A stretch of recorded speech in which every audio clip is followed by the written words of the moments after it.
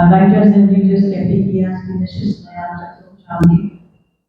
आज हम इकबाल मुशीद के अफसानों की बात कर रहे हैं। ये हाल ही में अफसानों की एक किताब सामने आई है और इसका किताब का नाम उन्होंने ऐसा रखा है कि थोड़ा लोग जो है वो घबराते हैं उसका नाम लेते हैं, तो उन्होंने ऐसा क्योंकि आपको भी बताएंगे वो। और इसके अलावा उससे पहले उनके नॉवल आ चुके हैं, तो उनका पूरा तारुफ भी हमने अपने पेश किया था उनके साथ। और हमारे और मेहमान हैं अखलाक अहमद साहब, आज मैं एक किताब मुझे मिली थी। ये उबैदुल्लाह अली की किताब है। उबैदुल्लाह अली ऐसे शायर हैं जिनके तारुफ मुझे कराने की जरूरत नहीं है। उनकी एक नई किताब और एक जमाना ख्वाब का ये और ये इस पर आदत ने अपना तबसरा लिखा है, जैसा तबसरा लिखा है और उनकी शायरी के बारे में क्या बात करें कि एक बहुत ही खूबसूरत रोमांस इनकी शायरी में जो हुआ करता था। तो बस मैं इसका नाम चाहूँगी कि आप इसको याद रखें, इसको खरीदें और इसको पढ़ें। इसमें जो ये कीमत तो 1500 रुपये है, हार्ड बाउंड है। ये मतलब ने इसको शायद किया है।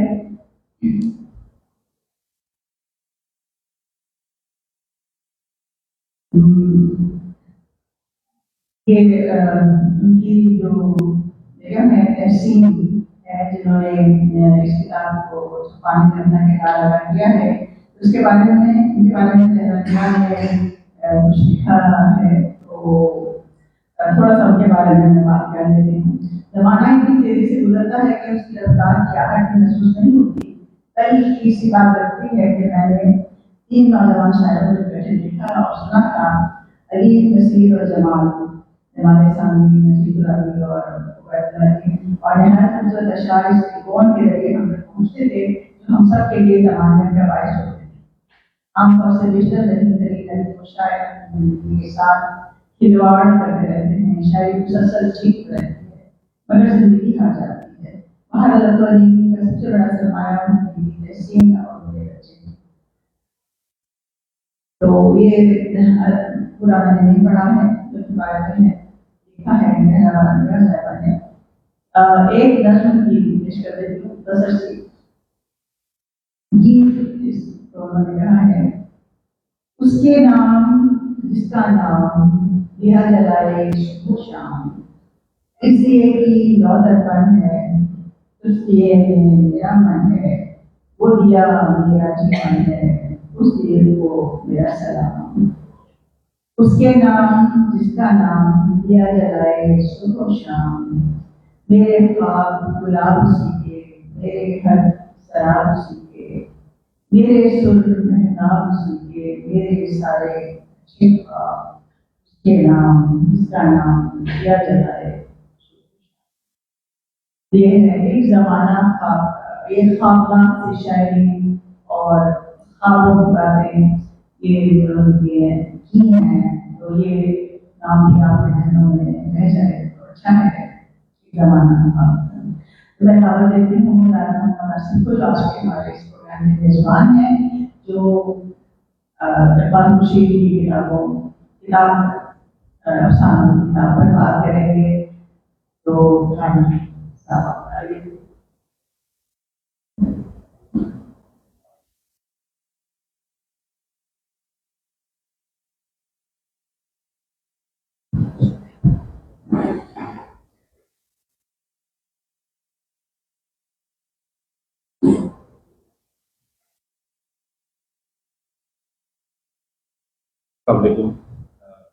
राइटर्स कहते हैं कि ये 60 इसका शुमार है और आज हमारे दरमियान मौजूद हैं इकबाल मुशीद, अफसानों का जो मजमूआ उस पर होगी। और बहुत इस एतबार से मेरे लिए बड़ा मुश्किल और खुशगवार दोनों फरीदा है कि ये जिस किताब पर गुफ्तगू है उसके मुसन्निफ जो हैं वो और जो दो हजरात से गुफ्तगू फरमाएंगे, ये तीनों ही मेरे ये ऐसे लोग हैं कि इनकी तहरीरों से लव एट फर्स्ट साइट वाला मामला है। इनको पढ़ना शुरू किया तो हम इनके गिरफ्तार हो गए। सहाफत का भी एक मुश्तरक ताल्लुक है। इनकी इब्तदाई तहरीरें पढ़ने का मौका मिला, बिल्कुल बड़ी तहरीरें रफाकत और इकबाल के साथ भाई सुधार बहुत अच्छे से दिख रहे हैं। हम देर मुताबिक हुए तो मैं अब इसमें ज़्यादा तमीदी गुफ्तगू करने के बजाय मैं दावत दूंगा मेरी मेवाज शुरा है आज के इकबाल खुर्शीद किताबों के मुझे सीखना है। अहमद साहब से गुजारिश करूँगा कि मुझे सीखना है और रफाकत हयात आप भी।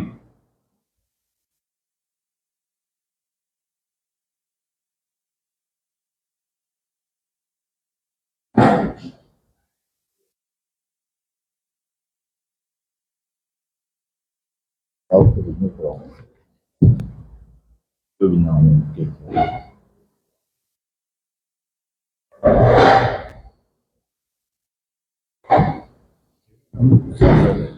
जी हाँ, ये ऐसा ही कुछ है। ठीक है, जैसे कि आपको मालूम है कि इकबाल जो है उनकी इससे पहले उनका पहला फिक्शन में जो नाम सामने आया था वो चौथी जैद जिसमें लेबर ऑपरेट करता तूफान भी शामिल था। और उसके बाद इनकी फिक्शन से ही मुतालिक इंटरव्यूज जो थे, फिक्शन से मुकालमा, उसकी किताब आई। और अब आज हम उस किताब पर बात कर रहे हैं, वो इनके अफसानों का मजमूआ है। अखलाक साहब सहाफत में अखलाक साहब का जो तजुर्बा है वो हमने तो जब हम अपनी फील्ड पर आए थे जिन लोगों के बारे में हमने सुना था कि इनकी तहरीर जो है आपको अदब और सहाफत दोनों से यकसा तौर पर आपको सिखा सकती है, तो अखलाक साहब उन नामों में शामिल है क्योंकि आप इस वादी से बहुत अर्सा पहले ये गुजर चुके हैं। लेकिन अखलाक साहब का जो फिक्शन है वो आज भी इस एतबार से हमारे लिए बहुत कुछ है कि इसमें इस शहर और इस मुल्क के अंदर जो आने वाले हालात और तब्दीलियाँ और क्लास के वसाइल और इन सब चीज़ को बहुत अखलाक साहब को बहुत गहराई से निभाया है। रफाकत हयात का पहला नावल मीर बाकी रातें हैं जो कि अफसाना निगारी का सफर उससे पहले से जारी है। और मीर बाकी रातें नावल आया और उससे बहुत जल्द लोगों बहुत उसको अच्छा रिस्पॉन्स मिला, एक बहुत उसको क्लेम किया गया तमाम लोगों में। इन तीनों हजरात में अगर आप गौर करें तो एक कदर मुश्तरक है। इन लोगों ने अपने शहर, अपने इलाकों जहाँ जहाँ से इनका ताल्लुक है, अखलाक साहब और इकबाल का फिक्शन का तो ज़्यादातर जो वो है वो कराची ही है। फिर रफाकत में भी जिस शहर से इनका ताल्लुक है उन्होंने उसकी कहानियों को देखा और ऐसा लगता है कि वो जो कहानी मकामी सतह पर जाएगी, आप अपने गिरदो नवाज से जो कहानी के अज्जा है जिसको जमा करते हैं और उसको इस तरह बयान किया कि वो हमें अपनी और आपकी कहानी महसूस होती है। तो अखलाक साहब अगर इजाज़त हो तो मैं गुफ्तगू इसलिए आपसे शुरू करना चाह रहा हूँ कि इकबाल की जो कहानियाँ हैं, क्योंकि आपने भी अपने जो आपने अफसाने हैं खास तौर पर हम देखते हैं, मतलब उसमें खास तौर पर 11 जोकर पे एक अफसाना है आपका, तो एक पूरा 12 जोकर, उसमें पूरा एक सहाफ़ी का एक पूरा पर्सपेक्टिव है जिसको आपने एक तरीके से बयान किया।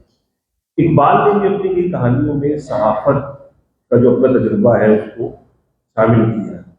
आप फरमाइए कि आप कैसे इस तजुर्बे को देखते हैं जो खुद आपने पहले से कर रखा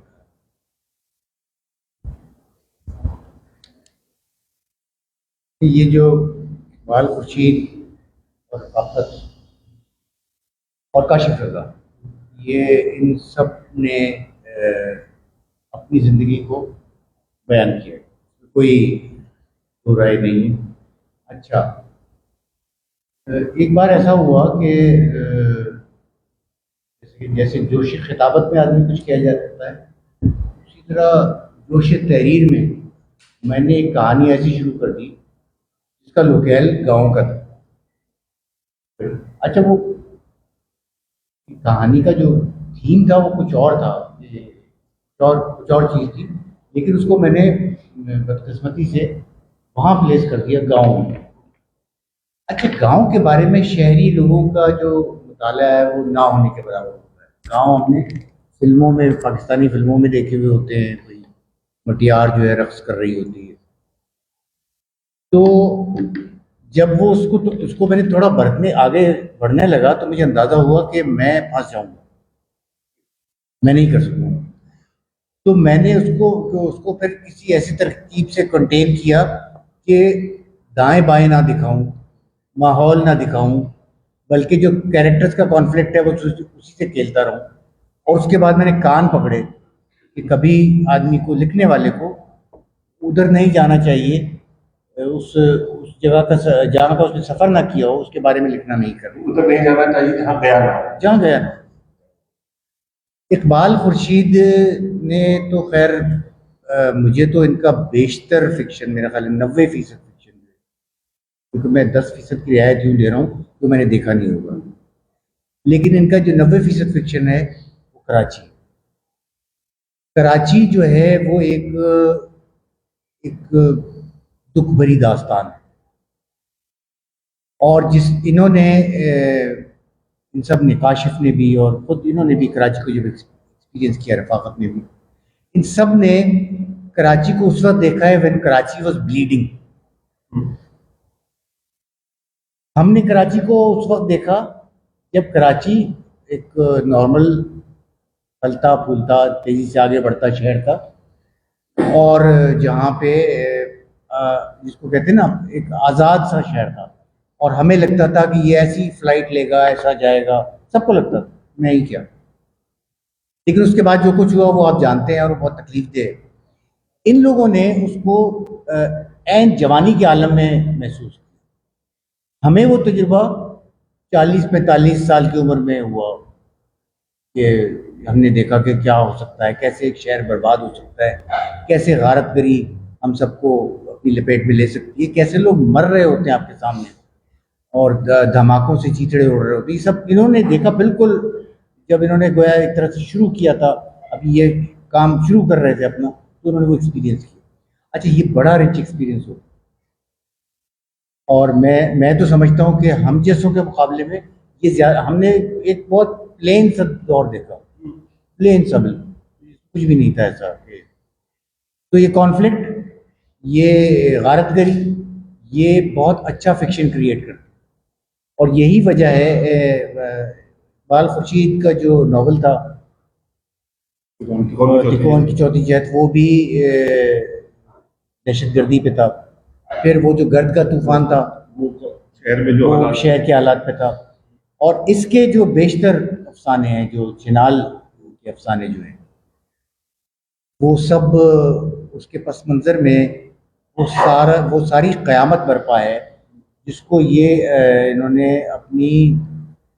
نے ان کا ایک سٹائل ہے جو مکسچر ہے موکری کا اور سرکیزم کا اور استہزاء جو ہوتا ہے، وہ اس کو ملا کے انہوں نے ایک اپنا اسلوب بنایا ہے.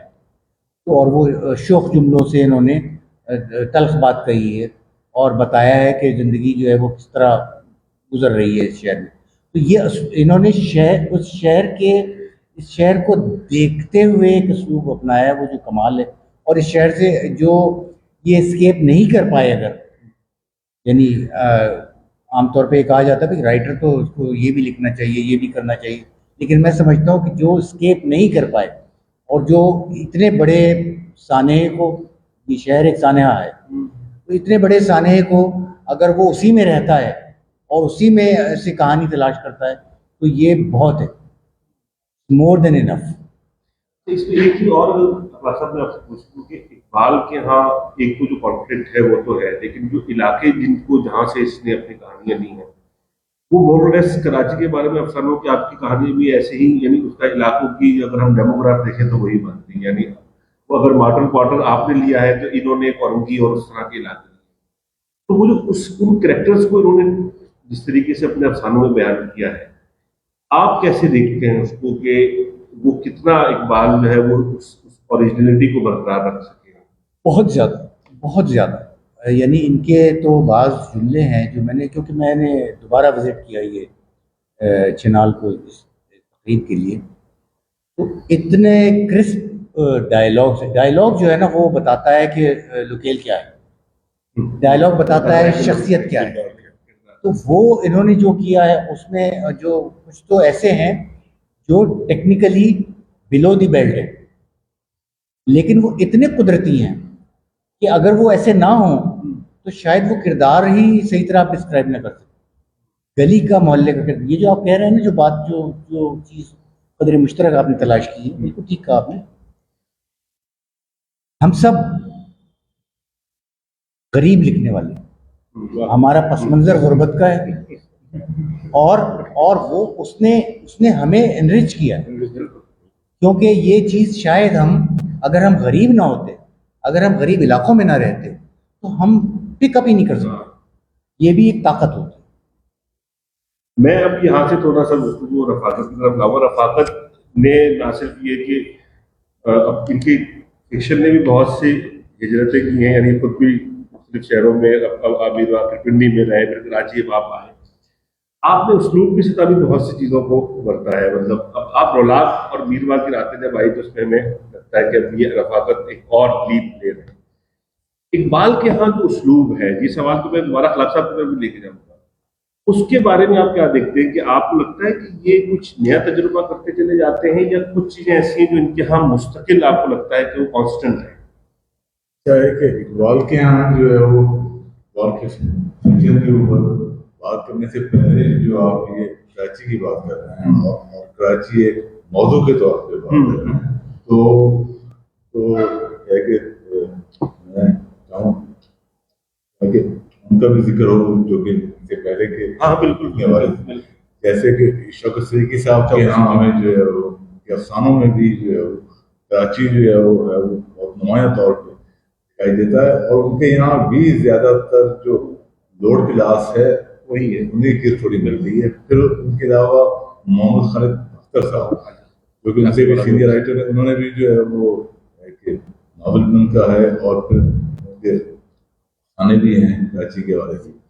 اور اس کے بعد پھر جو ہے وہ کراچی بدلتا ہے تو پھر آصف فروغی صاحب سامنے آتے ہیں. ان کی جو ہے وہ 2 کتابیں تو بہت اہم ہے اس کے بارے میں، لیکن جو ہے وہ ان کے جو ہے وہ تمام فکشن کا محور کراچی ہی ہے. ان کے یہاں بھی جو ہے وہ میرا خیال ہے کہ مور دین 90% ان کا جو فکشن ہے وہ جو ہے وہ کراچی کے بارے میں ہے.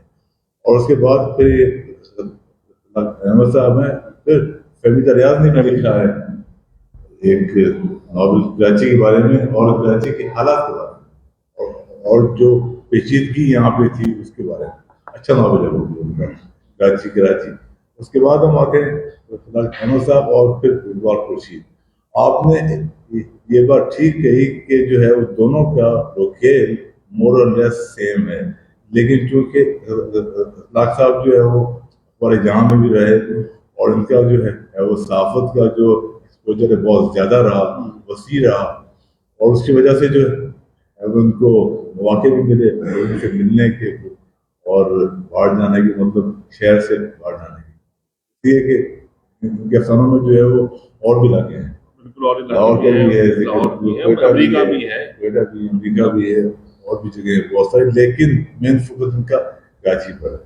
اس کے بعد جو ہے وہ اقبال خورشید سے جو ہے وہ میری ملاقات ہوئی تقریباً جو ہے وہ 2015-16 میں پہلی ملاقات، اور تب سے آج تک جو ہے وہ بنیادی حوالہ فکشن کا ہی رہا ہمارے درمیان میں. اور ان کا جو ہے وہ ناولٹ جو چھپا تھا تکون کی چوتھی جہت اور طوفان، تو وہ جو ہے وہ شاہ سے پہلے ہی جو ہے وہ پڑھ لیے تھے ہم نے، اور ان پہ بات چیت بھی رہی ان کے ساتھ، اور وہ پھر کتاب آئی ان دونوں کی، اور کتاب اچھی گئی. وہ جو خاص طور سے جو تکون کی چوتھی جہت تھا وہ تو زیادہ شاندار رہا، اور اس کا فیڈ بیک بھی اچھا رہا بہت. اور اس کے بعد جو ہے وہ ان کی یہ دوسری کتاب ہے افسانوں کی، اور اس کے درمیان میں ایک کتاب ان کی انٹرویوز کی آئی، اور اس میں بھی جو ہے وہ ان کا مین سروکار فکشن ہی رہا. فکشن کے حوالے سے ہی انٹرویوز تھے سارے کے سارے.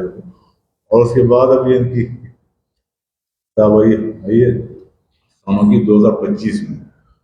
तो इनके यहाँ जो है वो एक तो कराची की ज़िंदगी बहुत नुमाया तौर पे आती है, और फिर है कि वो कराची जो कि और बिल्कुल ही जो है वो रहते हैं वहाँ पे, और जो उनके हालात हैं, और जो एक ख़ास दौर जिसका जिक्र साहब ने किया, मतलब 90 की दहाई के बाद का ज़माना, और उस वक्त जो है वो शहर अजीब व गरीब हालात में था, और रोज़ाना 15-20 लोग यहाँ बढ़ते थे, और आए दिन जो है वो पूरी बंद लाशें मिलती थी, पता नहीं क्या कुछ हो रहा था यहाँ पे। लेकिन जो है वो उसको जो है वो उतनी ज़्यादा भरपूर तवानाई के साथ उर्दू में लिखा नहीं गया था। और है कि इकबाल ने जो है वो बहुत ही जरूरतमंदी के साथ और बहुत एतमाद के साथ जो है वो उस चीज़ के ऊपर बुनियाद रखी अपने अफसानों की। और उनकी जो किताब है छनाल, मेरे ख्याल में इसमें जो है वो 6-7 बहुत ही शानदार अफसाने हैं, और है कि मतलब किसी भी किताब में जो है वो 6-7 अच्छे अफसानों का होना बड़ी बात है। मतलब पहले तो किताबों में 1-2 अच्छे अफसाने होते थे, लेकिन इकबाल के यहाँ जो है वो 6-7 अफसाने जो है वो बहुत ही शानदार हैं, और इनका जो है वो एक अफसाना बनने का तरीका भी अच्छा है बहुत। और ये जो है वो स्टोरी बनते हैं, और बुनियादी स्टोरी से होता है कि स्टोरी एक गांव से स्टार्ट होती है, आगे बढ़ती है, और फिर जाती है, मतलब पूरा माहौल ये पेंट करते हैं उसके अंदर, और बहुत ही मतलब बारीकबीनी के साथ चीज़ें। इसमें मैं जो जिस सवाल की तरफ आपको लाना चाह रहा था ना, वो ये कि इन पर इकबाल पर जिन लोगों ने लिखा, आपने भी उनकी तबसरा किया, और आपने इनका जो अफसाना सब खाने का मुलाजिम उसको बहुत बहुत पसंद किया। रफ़ी यहाँ बैठे हैं, इन्होंने भी लिखा, शेख रवि इनके दोस्त हैं, इनके दोस्तों ने इकबाल वैसे इस मामले में नसीब साबित हुए कि दोस्तों ने इनके फिक्शन के बारे में बहुत अच्छी राय दी। पता नहीं सिर्फ दोस्ती की वजह से दी है या वाकई से कामयाब हुए, तो ये तो आप लोग बताएंगे। अच्छा, एक जो चीज बात कई लोगों ने की इनके बारे में, और उसके सवाल का एक हिस्सा वो अखलाक भाई से भी कनेक्टेड है, वो मैं फिर उस पर बात करूँगा। मैजिकल रियलिज्म की बात की जाती है कि ये इनके यहाँ मौजूद है, या उसलूब जो है उसको आप कैसे देखते हैं कि इकबाल ऐसा लगता है कि अपने अफसाने में एक बात करते करते, जिस तरह हमारी क्लासिक की शायरी में था ना कि अब ऊपर एक मंजर बयान हुआ और नीचे एक और कैफियत बयान हो, तो उसलूब को आप कैसे देखते हैं इकबाल? एक चीज़ है कि इकबाल का फिक्शन पढ़ते हुए, और ख़ास तौर से छनाल पढ़ते हुए, इस बात का एतराफ़ करना चाहिए कि जो है वो इकबाल मार्केज से बहुत ज़्यादा मुतासिर है। और लेकिन जो है वो मार्केज की खासियत है कि जादुई गाड़ी तो है उसके यहाँ, लेकिन उसके जुमले बहुत तवील होते हैं, लंबे लंबे जुमले होते हैं उसके, आधे पेज का पूरे पेज का जुमला होता है। इकबाल के यहाँ ऐसा नहीं है। इकबाल के यहाँ जो है वो जुमले छोटे हैं, और है कि तो इतने छोटे हैं कि एक ही सत्र में 4 जुमले भी आ जाते हैं। तो इकबाल जो है वो मेरा ख्याल है कि उन्होंने ये जानबूझ के किया, और है कि उनको अब जो है वो तवील जुमले की तरफ भी जाना चाहिए मेरे ख्याल में, क्योंकि अब जो है वो बहुत हो गया। तो ये तो अब आपको पता ही कि जो छोटा जुमला और बड़ा जुमला है उसका उर्दू नस्र में कितना बड़ा ये पुराना कर दिया है। वो सहाफत की वजह से भी आपको पता है कि हमारी ये हो सकती है, लेकिन ये इल्जाम क्योंकि इन पर है, तो ये जब अभी इनकी बारी आएगी तो इस पर बात करेंगे। जो है वो एक और चीज के जो है वो मार्केज का जो है वो असर होना अच्छी बात है, ठीक है, उससे होता है फायदा, लेकिन शौरी तौर पे असर होना ये अच्छी बात नहीं है फिक्शन राइटर की। मेरे ख्याल में उसको जो है वो ज्यादा फोकस तो अपने अंदाज पे करना चाहिए, और एतमाद होना चाहिए उसको अपने अंदाज के ऊपर, अपने जुमलों के ऊपर, अपने अल्फाज के ऊपर, और फिर वो एक अपना अंदाज बनाए, उसकी तरफ उनका रुझान है, और उनका अपना अंदाज मौजूद है, अच्छी तरह मौजूद है पूरी किताब में, लेकिन उसको ज्यादा फोकस करें तो मजीद उसको पॉलिश कर सकते हैं। ये क्योंकि मैंने जो कहा था कनेक्शन वाले, क्योंकि अभी जो आपका एक नया इंतखाब आया है उसमें आपके जो मुरत्तब हैं उन्होंने भी ये हवाला दिया है मैजिकल रियलिज्म वाला, इरफान जावेद ने भी अपने उसमें آپ کو کیا لگتا ہے کہ اچھا میرا جہاں تک میں تو ایک بہت عام سا قاری ہوں فکشن کا، مارکیز کے آنے کے بعد یہ بہت زیادہ اس پر بات کی جانے لگی میجیکل ریئلزم پر، ورنہ اس سے پہلے تو ہم اپنے یہاں فکشن میں اس چیز کو نہیں دیکھتے، کنایتاً بات آ جاتی تھی کوئی کہ جناب کوئی کسی کردار کو بیان کرنے کے لیے، جس طرح ایک فلم میں سجیسٹو سین ہوتا ہے اس طرح کوئی ایک منظر آ جاتا ہے. تو اس اسلوب کے حوالے سے آپ کیسے اقبال کے اسلوب کو دیکھتے ہیں؟ اچھا بھی جیسے ہوتا ہے نا کہ پڑھے لکھے کی محفل میں ایک دیہاتی آ جائے تو آپ مجھے وہ دیہاتی سمجھیں، میں اس چیز پہ بلیو نہیں کرتا، اور میں چیزوں کو شاید اس طرح نہیں دیکھ پاتا جیسے نقاد حضرات دیکھتے ہیں. میں اس صلاحیت سے محروم ہوں جو تنقید کرنے والے جس طریقے سے چیزوں کا پوسٹ مارٹم کرتے ہیں، اور میں ان اصطلاحات سے بھی ناواقف ہوں. مجھے تو بعض اوقات کچھ لفظ سمجھ میں نہیں آتے، یہ پوری میں فراخ دلی سے اعتراف کرنا چاہتا ہوں کہ مجھے ذرا جاہل سمجھا جائے اس معاملے. جو آپ مارکیز کے اثر کی بات کر رہے ہیں اور اقبال خورشید کے لیے کہہ رہے ہیں، یہ وہ نہیں نظر آتا، کیونکہ Iqbal Khurshid has always a story to tell. ٹھیک ہے، اگر کوئی چیز انہوں نے وہاں سے پک کی ہے اور وہ بہت اچھی پک کی ہے، سب کو پک کرنی چاہیے، وہ یہ ہے کہ کہانی کا پہلا جملہ کیا. مارکیز اس کا ماسٹر تھا. مارکیز اپنے انٹرویوز میں یہ بات کہتا تھا، بار بار کہتا تھا، اور یہ کوئی وہ نہیں ہے، مطلب یہ تو ہر آدمی کا حق ہے کہ وہ اوپننگ اپنی اتنی طاقتور رکھے کہ جو قاری ہے وہ بندھ جائے، اپنے آپ کو بندھا ہوا محسوس کرے. اچھا، ان کی جو اس وقت جو افسانوں کی ہم جو بات کر رہے ہیں، شاید اس کے اثرات نا اس میں جو ان کا ناول ہے اس میں تھوڑے ہیں، کون کی تو اس میں بالکل ہے، لیکن ان افسانوں میں مجھے وہ اثر ایسا کوئی ڈومینیٹنگ نظر نہیں آتا. جب بھی آپ یہ تو خیر آپ جانتے ہیں نا کہ جب آپ کسی کو جب مارکیز کو ہم نے بھی پہلی دفعہ پڑھا تھا، اور وہ اجمل کمال صاحب جو ایک وہ لائے تھے منتخب تو ہمیں تو اس سے پتہ چلا تھا. اس سے پہلے تو یہ سب افضال بھائی بیٹھے ہیں، یہ لوگ تنویر بیٹھی ہیں، یہ تو جانتے ہیں، یہ لوگ تو پہلے سے جانتے ہوں گے. میں نے مارکیز کو اس کلیکشن کے بعد جانا اور پھر میں نے پڑھنا شروع. تو ایک جب آپ وہ پڑھتے ہیں تو میرا خیال ہے مارکیز جیسے رائٹر کا اگر وہ آپ کو 1 سال تک اپنے اثر میں رکھے تو یہ کوئی غیر معمولی بات نہیں ہے، نارمل بات. وہ اتنا بڑا رائٹر ہے، ہاں، لیکن مطلب لکھتے وقت نا، میں لکھتے وقت کیا وہ اگر آپ کے اثر میں رکھے اور آپ اس کی طرح لاشعوری طور پہ لکھنے لگ جائیں تو کوئی غلط بات نہیں ہے. لیکن جو اقبال خورشید کے افسانے ہیں وہ مجھے تو یہ لگتا ہے کہ وہ ان کے پاس شروع سے ایک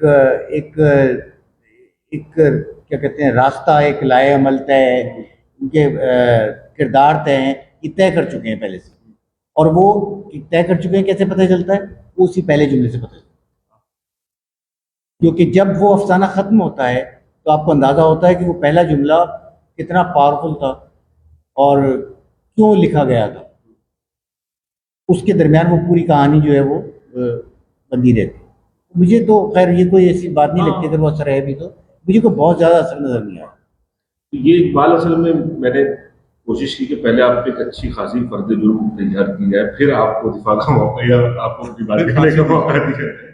تو اب آپ بتائیے کہ کیونکہ یہ آپ سے میں جانتا ہوں کہ ہم دوستوں میں جب بھی بیٹھتے ہیں تو یہ بہت اچھی بات کی اخلاق صاحب نے کہ مارکیز جیسا جو میٹر ہے اس کو پڑھ کر آپ اگر اس کو اثر قبول نہیں کرتے تو یا تو آپ نے اس کی کتاب نہیں پڑھی یا فکشن پڑھنا نہیں جانتے.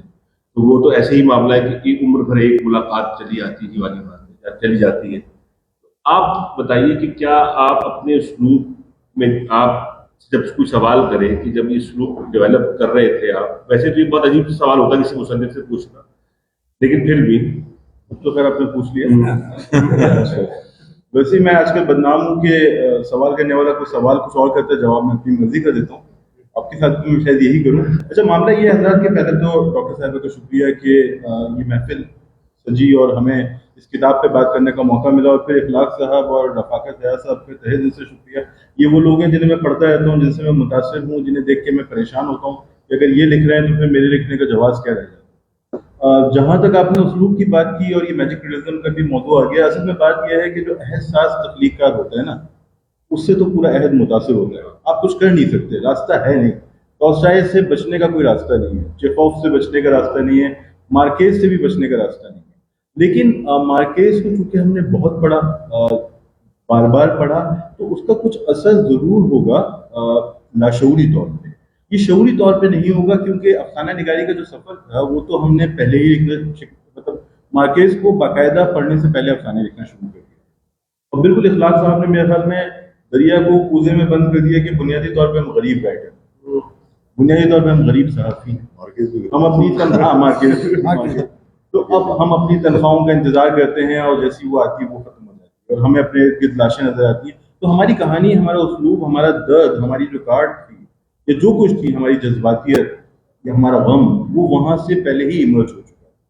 مارکیز کو جب ہم نے پڑھا تو ہمیں یقینی طور پہ لاشعوری طور پہ کچھ اندازہ ہوا ہوگا کہ کہانی کہنے کا اتنا گتھا ہوا بھی کوئی ڈھب ہو سکتا ہے.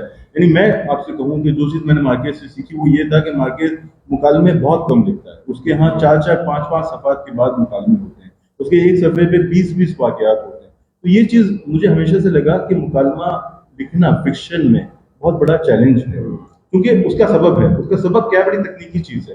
ہم فکشن میں بنیادی طور پہ جادو کو بیان کر رہے ہوتے ہیں, ایک طرح کا کچھ ایسی چیز جو حقیقی نہیں ہے. ہمیں لگتا ہے کہ حقیقت کا پلٹو ہے, مگر جیسے ہم مکالمہ لکھتے ہیں تو ہمیں پتہ چلتا ہے کہ یہ تو حقیقت ہے. جیسے میں آپ سے کہوں گا آپ کا مزاج کیسا ہے وغیرہ. تو اخلاق صاحب کے ہاں البتہ میں نے یہ حیران کن چیز دیکھی کہ ان کے کردار آپس میں گفتگو کرتے ہیں, لیکن مجھ میں اتنی سکت نہیں ہے, تو وہ چیز میں نے وہاں سے اڈاپٹ کی. جیسے باقی انتظار صاحب یہ کہا کرتے تھے کہ بنیادی طور پہ کہانی لکھنا ہم نے اپنی نانی سے سیکھا. تو اگر آپ دوست اجازت دیں تو میں ایک چھوٹا سا, ہمارے افسانہ ہے چاند ماموں, چھوٹا تو نہیں ہے لیکن اس کا ایک اقتباس پیش کر دوں تاکہ وہ اسلوب اور وہ جو نانی کا تذکرہ ہے وہ کس طرح ریلیونٹ ہو جائے. تو یہ کتاب جو ہے اس کا انتصاب موت کے نام ہے, جو مجھے ایسا لگتا ہے کہ شہر کے رگ و پے میں سرائیت کر رہی ہے, سرسرا رہی ہے. یہ شہر آپ کا لاہور بھی ہو سکتا ہے, ہمارا کراچی بھی ہو سکتا ہے. اور یہ افسانہ ہے چاند ماموں کی اجرا میں شائع ہوا تھا. تو آغاز کرتا ہوں کہ یہ ان دنوں کا قصہ ہے جب سارا چاند ہمارا تھا. رات جب چرپائیوں پہ سونے لیٹتے تو چاند کو مٹھی میں بند کر لیتے. ٹھنڈی ہوا چہروں سے ٹکراتی تو اس میں ساحلی مہک ہوتی. تاریکی میں دور کہیں مونگ پھلی والا آواز لگاتا. کتے کچھ دیر بھونک کر چپ ہو جاتے اور پھر کوئی زور سے کھانستا. ابھی ہماری گلی میں بجلی نہیں آئی تھی. گرمیوں میں چھت ایک نعمت ہوتی. زینہ چڑھنے سے قبل ہی ہم بھاپ دیتا دودھ پی لیتے کہ ہماری دادیاں نانیاں تواہم پرست تھیں. رسوئی میں ہم ان کے پہلو میں بیٹھ جاتے. چولہے کی سوسو پر دھری کتلی میں دودھ ابلا کرتا. پیالوں کی تہ میں بہت سی چینی ہوتی. صبح اترتے ہی پراٹھوں کی خوشبو تیر جاتی, جنہیں چائے میں ڈبو کر دھیرے دھیرے چبانا اہم ترین سرگرمی تھی. انڈے خال خال ہی نصیب ہوتے. چچا جیم کے ساتھ ناشتہ کرتے تھے. موڈ ہوتا تو ایک چمچہ میرے پراٹھے پر اڑیل دیتے. بڑے ابو کے کمرے میں دھرا ریڈیو نعتیں نشر کرتا. کبھی گانے نشر ہونے لگتے تو وہ آواز دھیمی کر دیتے کہ دادا موسیقی کو حرام سمجھتے تھے. تو یہ بیتے ہوئے دنوں کا قصہ ہے. ہم اس دور سے نکل آئے تھے جب لوریاں نیند تاریخ کر دیتی. اب ہم کہانیوں میں پناہ ڈھونڈا کرتے. نانی آسیبی کہانیاں سناتی. ان میں چڑیلوں کا تذکرہ ہوتا. بزرگ جو جنات قابو کر لیتے. نوجوان جن پہ پریاں عاشق ہو جاتی. دادی انصاف پسند بادشاہوں کی کہانیاں سنایا کرتی. ان میں دانشمند وزیر ہوتے جن کے مشورے حکمرانوں کی کایا کلپ کر دیتے. کہانیاں جن میں فقیر اور شہزادے ایک دوسرے کی جگہ لے لیتے. جن میں شہزادیوں کی پرورش غریب گھرانوں میں ہوتی. ہاں ان میں پریاں بھی ہوتی مگر ان کی حیثیت ان پریوں سے مختلف ہوتی جن کی کہانی ہمیں نانی سنایا کرتی تھی. دادی کی کہانی سنتے سنتے ہم نیند میں اتر جاتے مگر نانی کی کہانیاں ہمیں جگائے رکھتی. یہ احساس اجاگر کرتی کہ کمرے کے باہر جو صحن ہے, جس کے کنارے رسوئی ہے, جس کے ساتھ غسل خانہ ہے, وہاں چھائی تاریکی میں کچھ خوابیدہ ہے. اور گھر کے باہر جو درخت ہیں جن کی ہلتی شاخوں کی آواز یہاں تک سنی جا سکتی ہے, وہاں کسی کا بسیرا ہے. کہانیوں کا فرق قابل فہم ہے کہ نان بائی کی بیٹی تھی، ایک ایسے پس منظر سے جہاں مافوق الفطرت واقعات عین حقیقی تصور کیے جاتے ہیں، جبکہ دادی نمبردار کی بڑی لڑکی تھی۔ وہ اپنے قصوں میں قدیم الفاظ جو اب متروک ہو چکے ہیں سہولت سے پان دان بولتے بند کرتے ہوئے چلتے پھرتے برس سکتی تھی۔ تو شاید انتظار صاحب نے بھی دریا کو کوزے میں بند کر دیا تھا جب وہ انہوں نے اپنی نانی کا تذکرہ کیا۔ شاید یہی کہانیاں اور یہی میجک ریئلزم، یہی قصہ گوئی ہمیں بھی اپنی نانی اور اپنی دادیوں سے ملی، اور ہم خوش قسمت تھے کہ ہم اس فرق کو شناخت کر سکے کہ دادی کی کہانی اور نانی کی کہانی میں کیا فرق ہے۔ ایک سوال میں اس میں آپ سے غور کرنا چاہوں گا، پھر اس کے بعد کچھ آپ جو آگے بات کریں گے کہ مجھے اچھی طرح یاد ہے بہت عرصہ پہلے امیر اپنے صاحب نے اپنے کالم میں لکھا کہ جس دن میں نے افسانے میں تاہم کا لفظ لکھا اس کے بعد میں نے سوچ لیا تھا کہ اب میں افسانہ نہیں لکھ سکتا۔ تو صحافتی زبان جو ہے صحیح سمجھا کہ صحافت کی جو زبان ہے جو ہماری ظاہر ہے کہ وہ ہماری مسل میموری بن جاتی ہے نا لکھتے لکھتے۔ آپ کا ایڈیٹر بھی نہیں، آپ کو پتا ہے کہ یہ کتنا بڑا چیلنج ہوتا ہے۔ ایک بات آپ بھی اس پہ بات کیجیے گا کہ صاحب جو روزانہ آدمی کاپی اپنی انٹرویوز کو جو ہے وہ ٹرانسکرائب کر رہا ہے، اور آپ تو بلغاری زبان تک بھی دیکھتے رہے ہیں، اچانک آپ وہ کرتے کرتے یہ جو شفٹ ہوتا ہے، یہ اس سے آپ کو کچھ لڑنا پڑتا ہے اپنے آپ سے اپنی زبان کو سدھارنے۔ اچھا، یہ جتنے لوگ یہاں موجود ہیں ان میں سے اکثر جانتے ہیں کہ ہمارے جو مرشد ہیں وہ احفاظ الرحمان صاحب ہیں، اور احفاظ صاحب جب تک کمرے میں ہوتے تھے تو ہم سانس روک کے بیٹھے رہتے، جب وہ جاتے تھے تو پھر ہم سانس لیا کرتے۔ تو ہمیں ایک اسد محمد خان میتھڈ کا میں تذکرہ کرتا ہوں، حالانکہ وہ خان صاحب نے کبھی خود اس کا تذکرہ نہیں کیا، تو ہم ان کے کاندھے پہ کھڑے ہو کے اپنا قد اونچا کرنے کی کوشش کرتے ہیں۔ خان صاحب کا طریقہ یہ ہے کہ وہ اپنی تحریر کو مانچتے رہتے ہیں، بار بار ایڈٹ کرتے ہیں، پہلے سبز پین سے، پھر سرخ پین سے، پھر نیلے پین سے۔ اچھا، یہ چیز ہم بھی فالو کرنے کی کوشش کرتے ہیں، مگر یہ ہمیں احفاظ صاحب سے ملی، کیونکہ احفاظ صاحب کا اتنا دبدبا تھا، اتنا خوف تھا کہ ہمیں یہ اندیشہ لاحق رہتا تھا کہ جب ہم اپنا اسکرپٹ ان کے سامنے رکھیں گے اس میں غلطیاں نکلیں گی تو ہم مارے جائیں گے، تو ہم چیزوں کو بار بار ایڈٹ کیا کرتے ہیں۔ یہی چیز جب ہم نے فکشن لکھنا شروع کیا اس میں بھی آئی۔ اور دوسری چیز ایڈیٹنگ کے علاوہ دوستوں سے مشورہ کرنا ہے، کیونکہ جب میں نے صحافت کا آغاز کیا تو مجھے ہمدردی کا املا تھا وہ میں غلط لکھا تھا، تو میں اپنے دوستوں سے پوچھا کرتا تھا کہ اس کا درست املا کیا ہے۔ کہنے کا مطلب یہ ہے کہ ہم ہمیشہ سیکھتے ہیں، اور ہمیں سیکھنے کے لیے ہمیشہ اوپن رہنا چاہیے، اور جب ہم سیکھتے ہیں، لوگوں سے مشورہ کرتے ہیں، تبھی ہم اپنی غلطیوں کو سدھار سکتے ہیں۔ تو دو چیزیں میں نے آصف صاحب کی بہت زیادہ، ایک تو یہ کہ میں نے چیزوں کو بہت ایڈٹ کیا، اور جب میں ایڈٹ کرتا رہا تو جو میرا مطالعہ تھا وہ میرے کام آیا، ادروائز آپ کا مطالعہ ضائع بھی ہو جاتا ہے۔ اور دوسری چیز کہ میں نے چیزوں کو رد بہت کیا، مطلب یہ 17 افسانے ہیں اس میں، چنالو دیگر افسانے میں۔ جب ہم نے اس کتاب پہ کام شروع کیا تو ہمارے پاس مطبوعہ افسانوں کی تعداد 42 تھی، جن میں سے 18-19 کو تو ہم نے اٹھا کے ڈسٹ بن کی نظر کر دی، اور بعد میں جو 22 بچے ان میں فیصلہ کیا کہ 15 منتخب کیے جائیں گے۔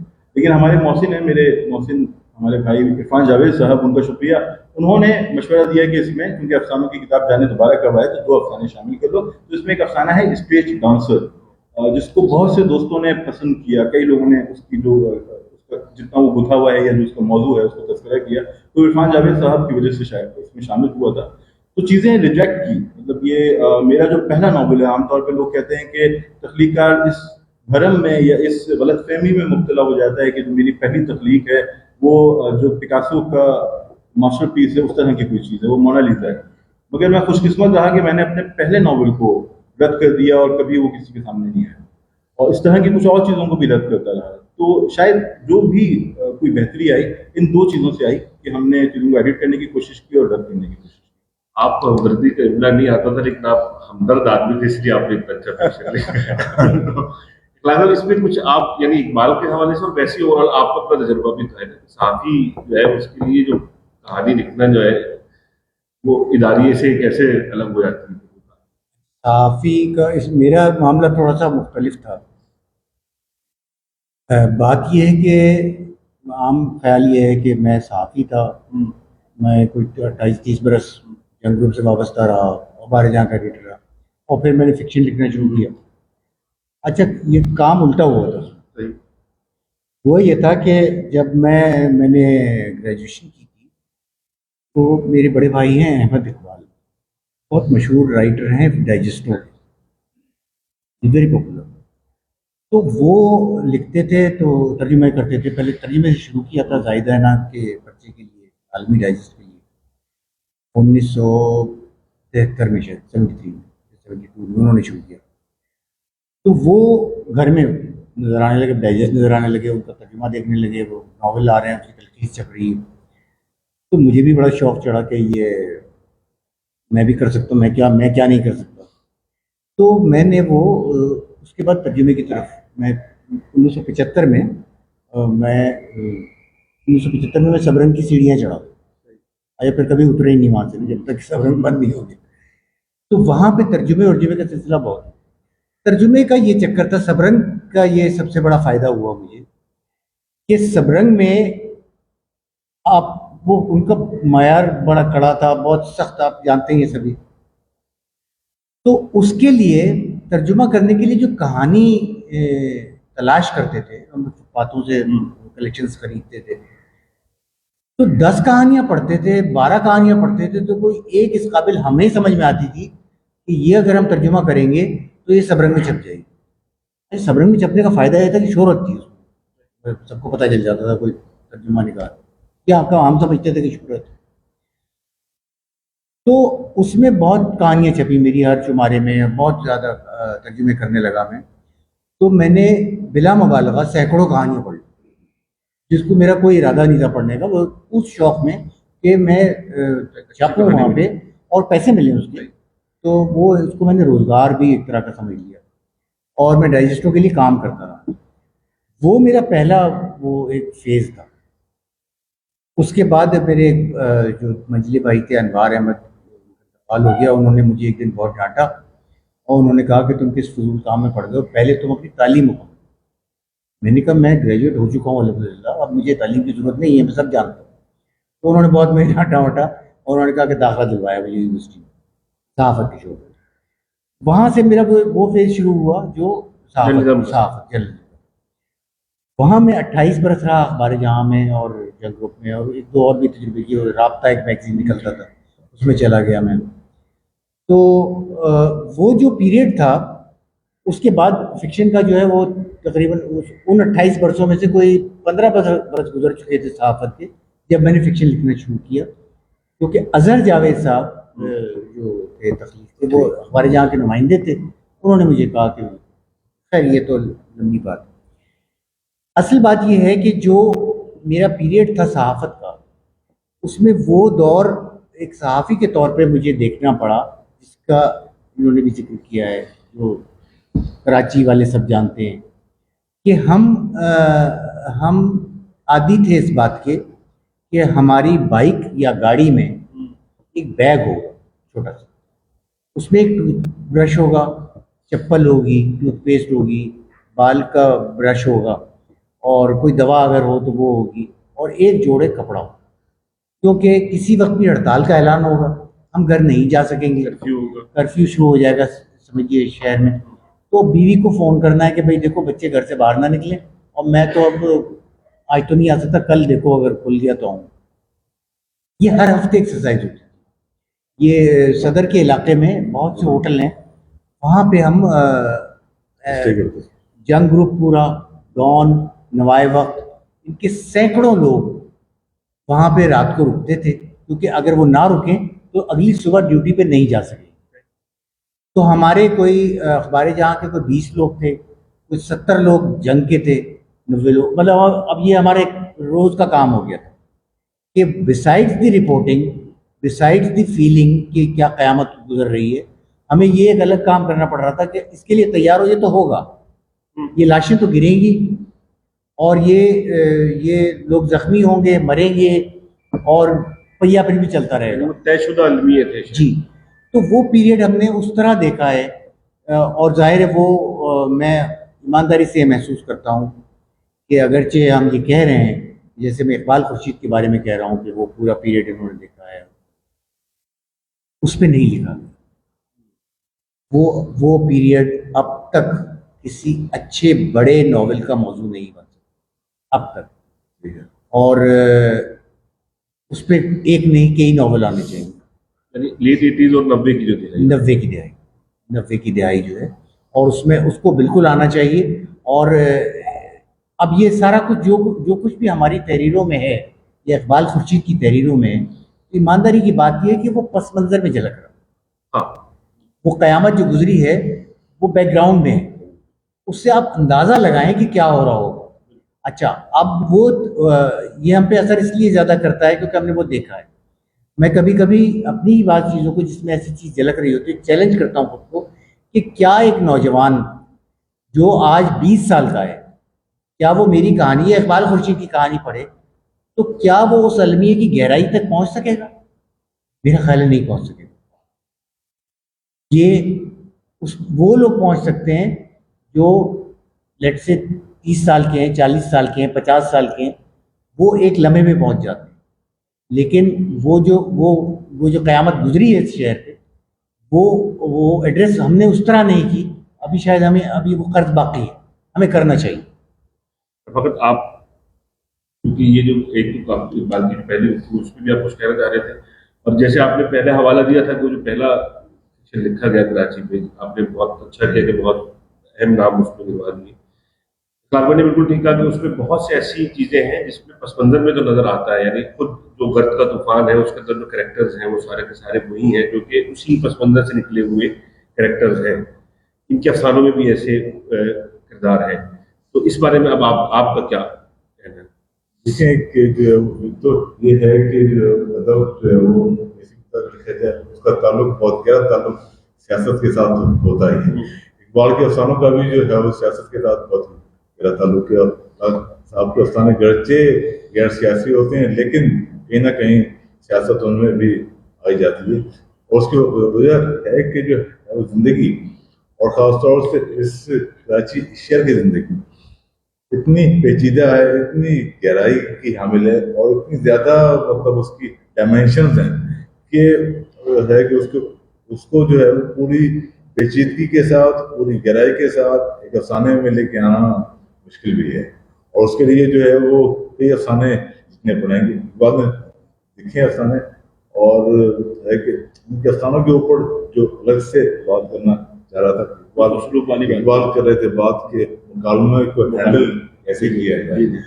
तो है कि एक फिक्शन राइटर के लिए, और ख़ास तौर से वो लिखने वाला जो कि 21वीं सदी में लिख रहा है, और उससे पहले खासा लिखा जा चुका है, पूरी दुनिया में लिखा जा चुका है, मतलब अंग्रेजी में, रशियन में, फ्रेंच में, मतलब तो जब आपके सामने है वो सब कुछ, तो जो है वो बहुत सी चीज़ों को, बहुत सी जो फॉर्म्स हैं, बहुत से जो तरीके हैं उनको बदलने की जरूरत पड़ती है, और बहुत सी कुछ नई चीज़ें करने की जरूरत होती है। तो मार्केज ने और हेमिंगवे ने और अदीबों ने जो है वो आहिस्ता आहिस्ता मुकालमे से जो है वो जान छुड़ाई फिक्शन की, इसलिए कि जो है वो मुकालमा जब आता है और पूरी अपने उसके साथ आता है इसके अफसाने में, तो जो है वो खासा हल्का हो जाता है। मतलब अब जो है वो 4-5 लोग बैठे हुए हैं, बातें कर रहे हैं, हर एक अलग पॉइंट ऑफ व्यू है, अलग सोच है, उसको जब लिखेंगे आप तो खासी बड़ी चीज बन जाएगी वो। तो उससे अवॉइड करने का जो है वो तरीका कि उससे कहानी जो है वो छूट जाती है और बहुत पीछे रह जाती है, मुकाल में बहुत ज़्यादा एम्बियंस शामिल हो जाते हैं। तो जो है वो मार्केज ने हमें उससे बचने का तरीका सिखाया। मार्केज ने जो है वो मुकालमों को भी अपने नरेशन के अंदर ही गूंद के शामिल कर दिया, और है कि अलग से मुकालमे है नहीं उसके। तो इकबाल ने ये है कि ये चीज़ वहाँ से भी मैंने भी ली है, मैंने भी जो है वो है कि ऐसा अपने फिक्शन से मुकालमों का जो एक लगा बंदा तरीका है उससे अवॉइड किया, इसलिए कि मेरे ख्याल में उससे जो है वो स्टोरी के फ्लो के ऊपर असर पड़ता है, बहुत गहरा असर पड़ता है। तो जो है वो जो भी पढ़ने वाला है उससे वजह से कि भटकाया जाए, यहाँ वहाँ जो है वो जाए, बेहतर है कि सीधा स्टोरी पर रखा जाए और स्टोरी के साथ ही वो आगे बढ़ता जाए। एक बात सिर्फ ये कि इसमें नए लिखने वालों के लिए पूछना चाह रहा हूँ, तो इससे फिर ये नहीं होगा कि क्योंकि उसके लिए तो नैरेटिव बहुत मजबूत होना चाहिए। इकबाल ने बयानी एक बात की है, उसी को मैं रिपीट करूंगा कि एडिटिंग कई मर्तबा लिखे हुए को खुद देखें, मतलब है कि कम अज कम नहीं तो 7 मर्तबा लाजमी देखें अपने लिखे हुए को, और फिर जाके फाइनल करें उस चीज को, तो फिर वो एक असर आपको है कि पहली तहरीर में और आखिरी तहरीर में खुद ही महसूस हो जाएगा। तो जो है वो है कि एडिटिंग और उसके अलावा मतलब बार बार ये 7 कोई जादुई नंबर है। 7 का नंबर जो है वो नैयर मसूद साहब ने बताया हुआ है और उस पर अमल करते थे। 7 आप मुझे खिलाफ में पैसे जाएंगे 7 ये मजहबी रेफरेंस है। 7 होना चाहिए मतलब। अच्छा, ये तो मैं ऐसी जगह पे बैठा हुआ हूँ कि मेरे दोनों जानिब जो लोग बैठे हुए हैं ये मांझते हैं और फकत 7 दफ़ा भी कर लेते हैं। अच्छा, मैं इस मामले में ज़रा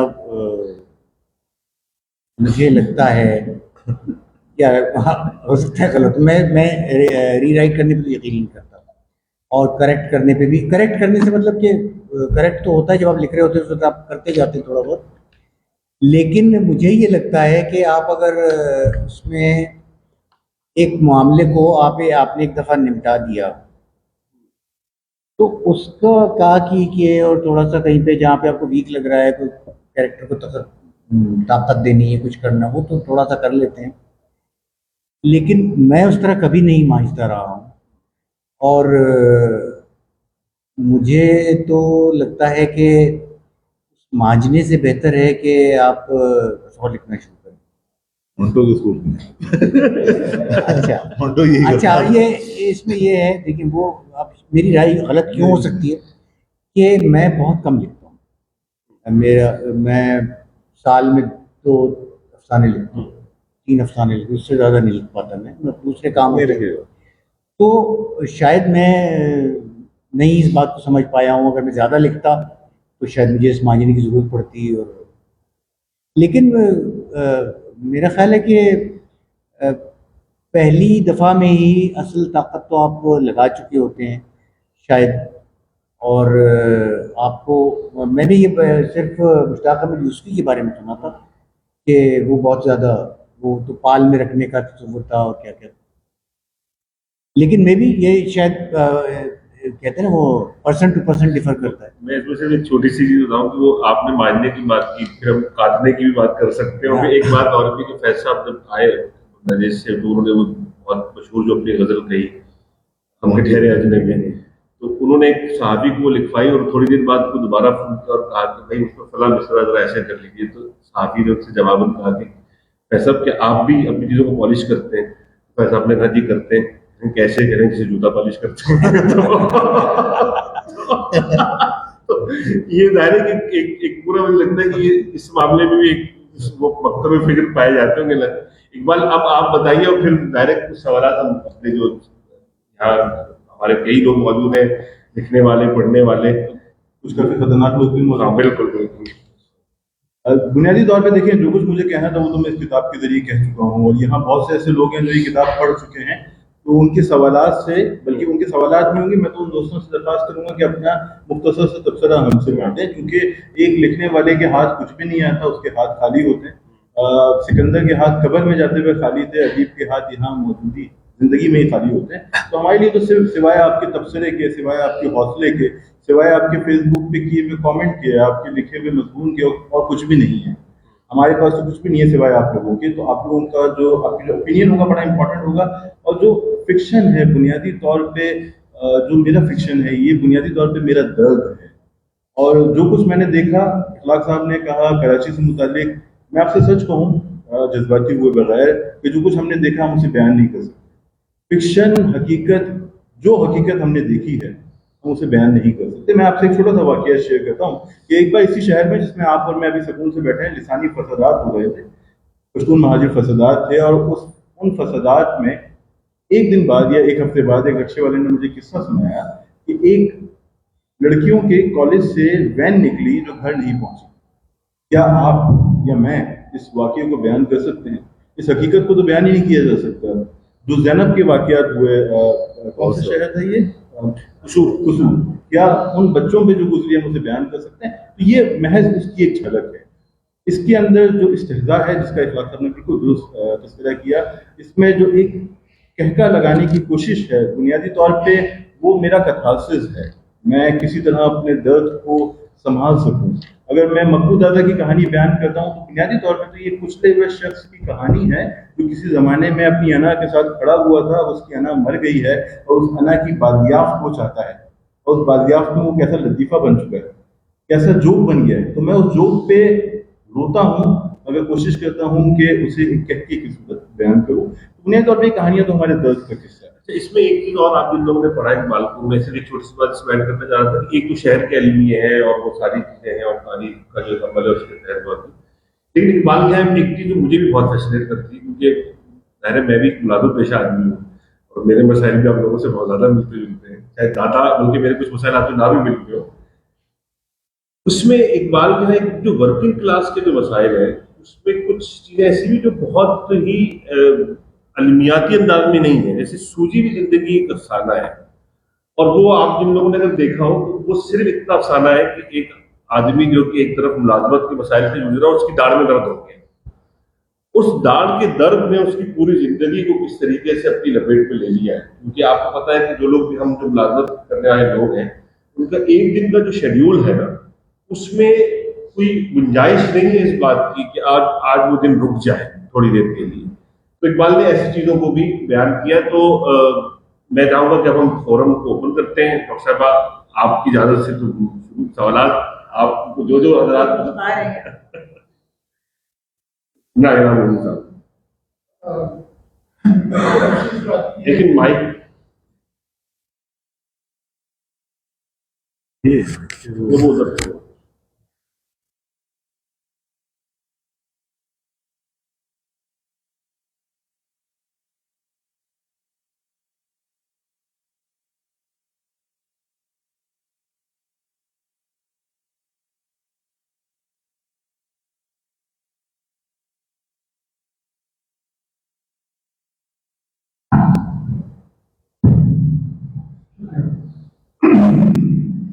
मुझे बहुत खुशी है यहाँ शरीक होकर, इसलिए कि इस किताब के ताल्लुक से बहुत अहम बातें आज मुझे सुनने को मिली।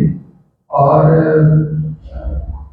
मैं ये कहना चाहता था कि इस पर किताब पर मैं जो दूसरा करना चाहता हूँ वो इंशाल्लाह उस मज़मून की सूरत में आपको समझ आ जाएगा जो मैं कई दिनों से लिखने की कोशिश कर रहा हूँ।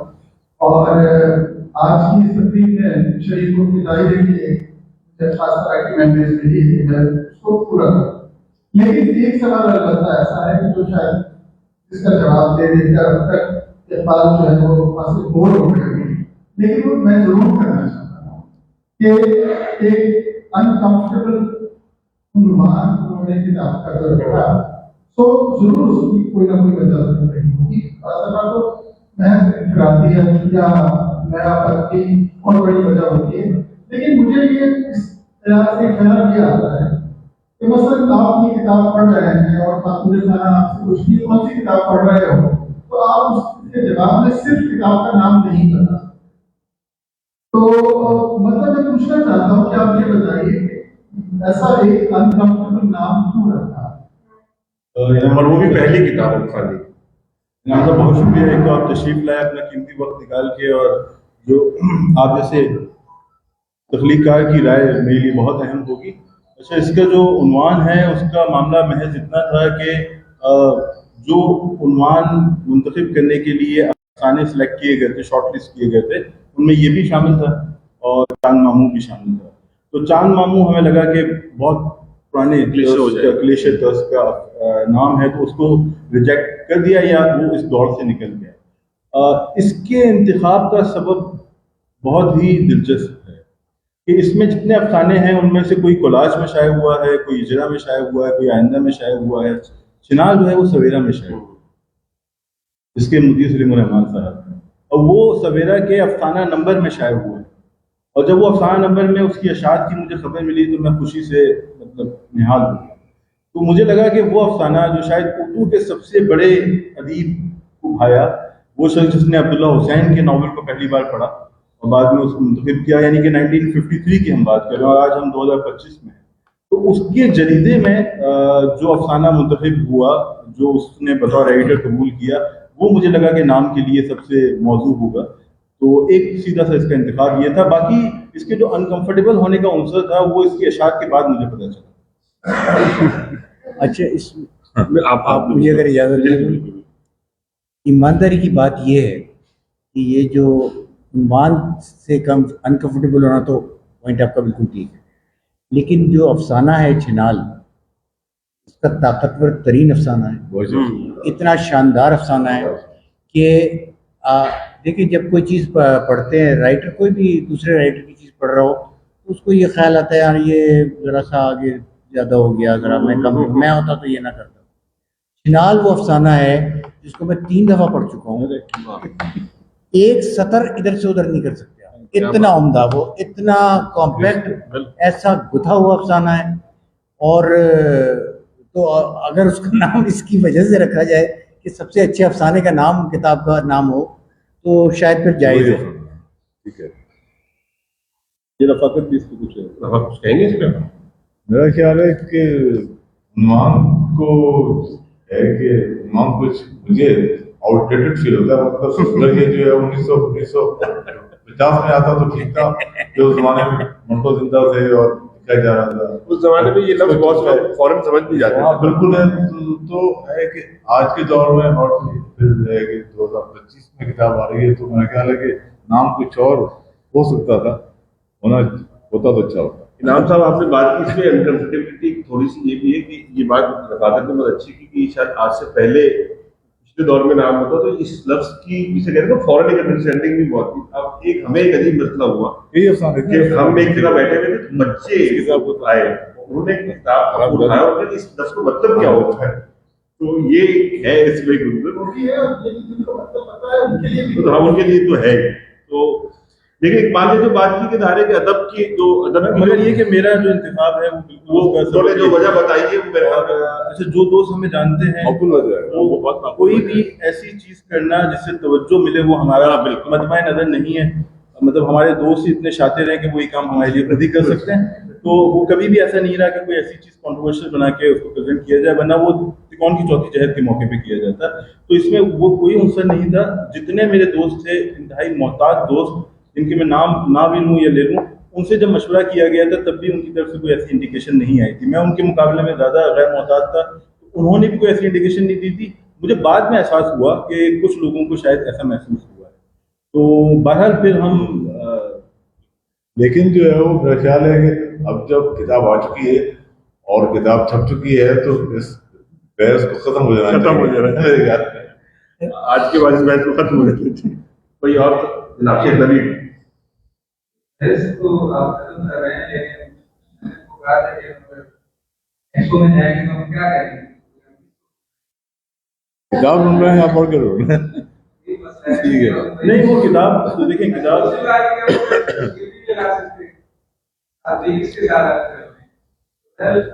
نام کے مسائل بھی چلتے رہیں گے. نہیں مسائل تو چلتے رہیں گے. اچھا مجھے جو ہے دو چیزیں پوچھنی ہیں. ایک تو کتاب کے بارے میں پڑھنے سے پہلی بات تو یہ ہے کہ افسانوں بھی نظر آتا ہے، اس کے علاوہ آپ کی فکشن نظر آتا ہے. آپ کی بہت بڑی انسپریشن کہ ہمیں لٹریری ٹیکنیکس تو نظر آتی ہیں، لیکن جو ایک میتھمیٹیکل ریئلزم ہے اس کو ہمیں تھوڑا کم نظر آتا ہے. جو ہمارے معاشرے کے اندر آپ کو پتہ ہے یہ تو معاشرہ ہی جنات ہے، آپ کو نہیں عام ملے گا. لوگوں کے اندر جتنی توہمات ہیں، جنات اور پتہ نہیں قسم کی تقریب اس والے سے میں نے یہ کیا وجہ ہے. اس بات یہ ہے کہ بہت اچھا سوال کیا. میں پہلے بھی کر چکا ہوں کہ جو کر اس شہر کے اندر گزرا ہے और अब तक इस सतह पर कोई बड़ा तजुर्बा हमारे सामने नहीं है। कुछ जुगाड़ क्या है? आप मसले कौम के हिसाब से जो आप जो तो बाहर के लोग हैं, उनके यहाँ से आए, हालांकि कर रहे हैं तो हैं, लेकिन आप जो इसी संस्कृति और इसी सकाफत की हो, तो अब तक इसके मुताबिक बड़ा तजुर्बा हमारे सामने क्यों नहीं है? इसको जुगाड़ क्या है? तो इसलिए हम भी बाहर से आए हैं सब बार से। सवाल मेरा ये था इसी हवाले से, हमारे यहाँ मूवी तौर पर जो हमारे दोस्त फिक्शन लिखते हैं, संगीता बड़े लेवल वाले तो उनके ऊपर तासुब नजर आता है कि जो हमारे माशरती मसाइल हैं उसका वो हल हमारे माशरे से, हमारी सकाफत से, या हमारी जो एक विज़डम है, जो लोकल विज़डम है, उसको निकालने की कोशिश नहीं करते, बल्कि पोकलेन आ गया वेस्टर्न से वो ज्यादा उन चीजों को कोशिश करते हैं कि हम इसका हल उससे सोचें। ये क्यों हो रहा है? बहुत शुक्रिया। अच्छा मेरा वो मार्केट वाली बात तो अच्छी खासी हो चुकी थी, लेकिन अच्छा वो मार्केट वाला मामला नवीन थोड़ा शायद आखिर से है। बात यह है कि जो मुमासलत है बुनियादी तौर पे वो बस्ती को लिखने के हवाले से है। जैसे रफाकत के यहाँ मीरवा उनकी बस्ती है, हमारे पास हमारी बस्ती है, हमारी बस्ती हमारा कस्बा हो सकता है, हमारा गांव हो सकता है, हमारा शहर हो सकता है। तो मार्केस जो अपनी बस्ती को लिखते हैं जिनको उसने बुनियादी तौर पर दो ही बस्तियों के बारे में लिखा है, एक माखौंदा है और दूसरी बस्ती है जहाँ आप फेरी से आते हैं, मतलब साहिल है वहाँ पे। तो चूंकि इस किताब के अंदर अपनी बस्ती बयान की गई है, तो जो मार्केस से मुमासलत है वो ये है। मैजिक रियलिज्म मार्केस का अलग है, हमारा अलग है। कहीं उसकी जड़ें मिलती भी होंगी, कहीं वो फर्क भी उसमें होता होगा। बाकी जो आपने बात कही कि ये कराची का अलमिया क्यों बयान नहीं हो सका, तो कराची का अलमिया बहुत शदीद है, दर्दनाक है, और जैसे मैंने आपसे अर्ज किया कि कुछ जगह मुझे नाकाबिले बयान लगता है। मैंने एक अफसाना लिखा था जो किताब में कुत्तों का जश्न, भौंकते कुत्तों का जश्न बुनियादी तौर पर लिसानी फसल, जहाँ ऐसा हुआ कि लोग 5-5 दिन अपने घरों में कैद रहे। लोगों ने अपने घरों की दीवारें तोड़ दी क्योंकि वो दरवाजों से बाहर नहीं निकल सकते। वो अपने घरों की दीवारें तोड़ के अपने मोहल्लेदारों की दीवारें से निकलते, तो जैसे ही बाहर निकलेंगे गोली चलेगी वो मर जाएंगे। हमने वो घर देखे हैं जिनकी घरों के दीवारों के आगे ईंटों से ओट खड़ी की गई है ताकि कम से कम हम घर के बाहर तो निकल सकें। तो ये हकीकत तो बहुत ही मुश्किल है इसे बयान करना। हमने अपने तौर पर कोशिश की है और दोस्त भी मुस्तकबिल में कोशिश करेंगे। जहाँ तक नारों की बात है तो तरक्की पसंद नजरिया जो है वो कम से कम इस किताब में नहीं है, वो कि मैं कुछ हद तक उसे सियासी तौर पर दुरुस्त समझता हूँ, तो इसका जवाब तो कोई तरक्की पसंद राइटर दे सकता है। मेरे ख्याल शायद वो सवाल उनका ये भी था ना कि अगर मैं दोबारा से फ्रेज करूँ, जो राइटर है वो हल अगर दे तो वो हमारी अपनी तहजीब या उससे उसको फराहम करें, नहीं शायद निशानदेही करता है तो उसको हल के तौर पर अगर पेश करता है, मतलब जिसके पास हल है वो जरूर है।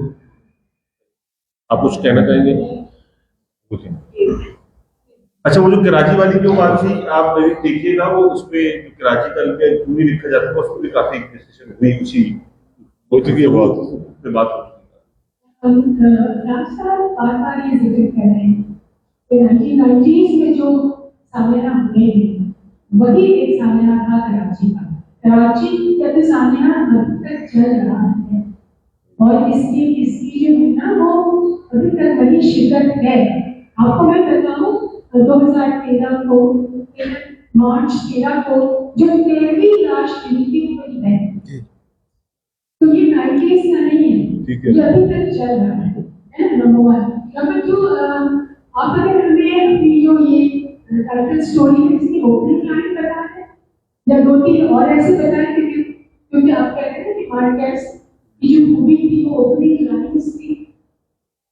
और नंबर 3 एक और चीज है कि मार्केस ने क्यों मरकज है मैजिक रियलिज्म का, मान रुश्दी भी तो है, उसको क्यों नहीं पढ़ते, उसको क्यों नहीं रिलेट करते, मतलब हमारी संस्कृति। बहुत शुक्रिया। तो सवाल इखलाक साहब से तो मेरे ख्याल में वही जवाब देंगे।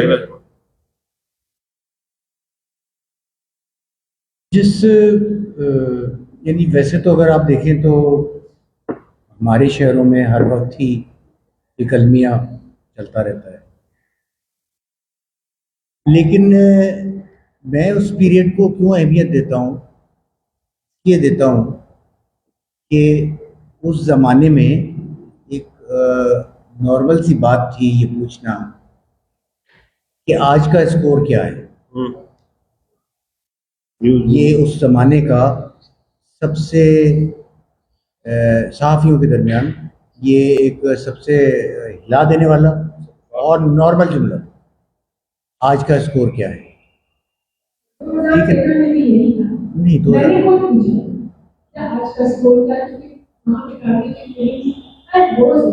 یہ ٹھیک کہہ رہی ہیں کیونکہ اس کے بعد دہشت گردی کی جو جنگ تھی مرشد پر اس کی بھی دوسرا ہے نا یہاں تو وہ الگ ڈیمیجر ہے. میں آپ سے ایگری کرتا ہوں, آپ کی بات بالکل صحیح ہوگی. دیکھیے المیہ کو دیکھنے کی اینک اپنی اپنی ہوتی ہے, ٹھیک ہے نا, اور میں سمجھتا ہوں کہ وہ جو پیریڈ ہے وہ کراچی کا سب سے خوفناک پیریڈ تھا. میری رائے ہو, آئی میں بھی رہوں, لیکن کیونکہ اس کی وجہ ایک اور بھی تھی. وجہ یہ تھی کہ اس وقت میرا خیال ہے 92 کے بعد زیادہ ایک صورتحال خراب ہوئی. ہمارے ایک دوست بھی یہاں موجود ہیں جو اس کے چشمدید گواہ رہے ہیں, اس میں مبتلا رہے ہیں, انہوں نے بہت سخت وقت بھی دیکھا ہے. تو وہ جو پیریڈ تھا اس میں ایک تو یہ تھا, دو معاملے تھے. ایک تو تھا کہ مختلف لسانی اکائیاں ایک دوسرے کو فنا کرنے کی پروگرام بناتی تھی. ایک بات تو یہ تھی. اچھا یہ تو یہ ہے کہ بھئی پٹھان نظر آ گیا تو پٹھان کو مارنا ہے, وہ بیچارہ جوتے گانٹنے والا ہے تو مار دیا گیا. اس کے ساتھ جو دوسری چیز تھی وہ تھی اندھی گولی. It had nothing to do with لسانی معاملہ. وہ کیا تھا کہ اگر صبح سے اور دوپہر تک کوئی بڑی واردات نہیں ہوئی ہے تو رات تک اسکور 15 یا 20 پہ پہنچانا ہے, تو شام تک جو ہے جو بھی آ جائے ضرور, اپنا ہی کیوں نہ آ جائے ضرور. اچھا پھر اس میں ایک اور بھی بات ہے, میں آپ یہ بہت ہی موضوع بہت پریشان کن ہے, اور پریشان کن ہونے کے ساتھ یہ ایسا موضوع ہے جس پہ تقریباً 25-30 سال تک ہم بات کرنے کے قابل بھی نہیں تھے. ہم یہ کہنے کے قابل بھی نہیں تھے کہ قاتل کون ہے. ہم یہ کہنے کے بھی قابل بھی نہیں تھے کہ ہمارے بچوں کو کس نے برباد کیا. اور ایک خوف, گلی گلی خوف تھا. اور وہ جو پیریڈ ہے وہ جیسے ہر آدمی کا ایک پیریڈ ہوتا ہے. مثال کے طور پہ میرے لیے صحافی کے طور پہ سب سے جو کیا کہنا چاہیے انکمفرٹیبل ہونے کا پیریڈ جو تھا وہ یہ نہیں تھا, وہ دوسرا تھا. وہ تھا جب ضیاء الحق نے سینسر نافذ کیا تو ہم رات کو 2 بجے اپنے اخبار کی کاپی, ہم بالکل نئے نئے صحافت میں آئے تھے, کاپی لے کے اور انفارمیشن ڈپارٹمنٹ جاتے تھے جہاں پہ کاپی ایسے پھیلا دی جاتی تھی. انفارمیشن آفیسر اس کو پڑھتے تھے اور اس میں سے کہتے تھے یہ خبر جو ہے یہ تو اکھاڑ دیں, وہ اکھاڑ دیتے, نکال دی, یہ والی بھی ہٹا دیں, یہ بھی ہٹا دیں. صبح جب اخبار چھپتا تھا تو وہ خالی جگہ ہوتی. یہ پہلا مرحلہ. میں آپ کو اس شہر کی تکلیف بتا رہا ہوں جو بیان بھی نہیں کی. جب وہ سلسلہ چلتا رہا تو یہ صلاح الدین صاحب جسارت کے ایڈیٹر تھے, ان کے اداریے پورے نکال دیے گئے. تو وہ لکھتے ہی ایسے تھے کہ نکلنا ہی تھا اس کو. تو وہ جگہ خالی جانے لگی تو لوگوں کو پہلے تو یہ شبہ ہوتا تھا ابتدا میں کہ کوئی پرنٹنگ کی فالٹ ہے, یہ اتنی سی جگہ رہ گئی ہے, یہ چھپا نہیں ہے. عام آدمی یہ سمجھتا. آہستہ آہستہ لوگوں کو سمجھ میں آنے لگا کہ یہ تو گڑبڑ ہے کوئی, یار یہ تو غائب ہے چیز. اس کے بعد یہ آرڈر آیا جو میں صحافت کے سب سے ٹف وقت دیکھا میری زندگی کا, اس سے پہلے بھی لوگوں نے دیکھا, کہ انہوں نے کہا کہ صاحب یہ جو خالی جگہ ہے نا اس کو بھرنا بھی. رات کے 2 بجے ہم بے ضرر خبروں کی ایک ڈھیری کتابت شدہ, ہاتھ سے کتابت ہوتی تھی اس زمانے میں, وہ 4, 6, 8, 10 خبریں لے کے جاتے تھے ساتھ, کہ جب خبر نکلے گی اور جگہ خالی ہوگی تو اس کو پر کر دیا جائے گا. یہ تھا دوسرا مرحلہ. تیسرا مرحلہ اس سے بھی ہولناک تھا. تیسرا مرحلہ یہ تھا کہ آج سے سینسر ہو گیا ختم, اب آپ ذمہ دار ہیں. ایک خبر بھی غلط چھپی تو ڈکلیریشن کینسل ہو جائے گا. ڈکلیریشن کینسل ہو جائے گا. اس زمانے میں ڈکلیریشن نہیں ملتے تھے. تو وہ تھا سیلف سینسر کا زمانہ.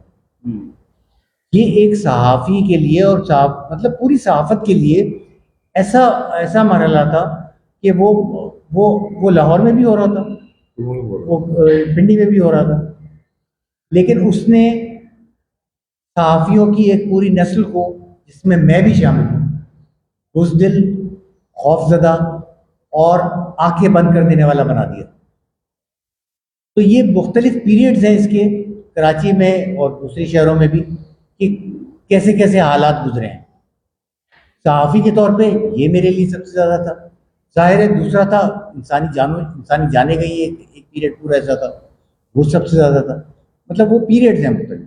اور میں آپ کو ایماندار, میں نے 2008 میں جب میں 50 سال کی عمر کا ہوا تو میں نے صحافت چھوڑا. میں تائب ہو گیا صحافت سے. میں نے صحافت کا رخ نہیں کیا اس کے بعد, 2008 کے بعد.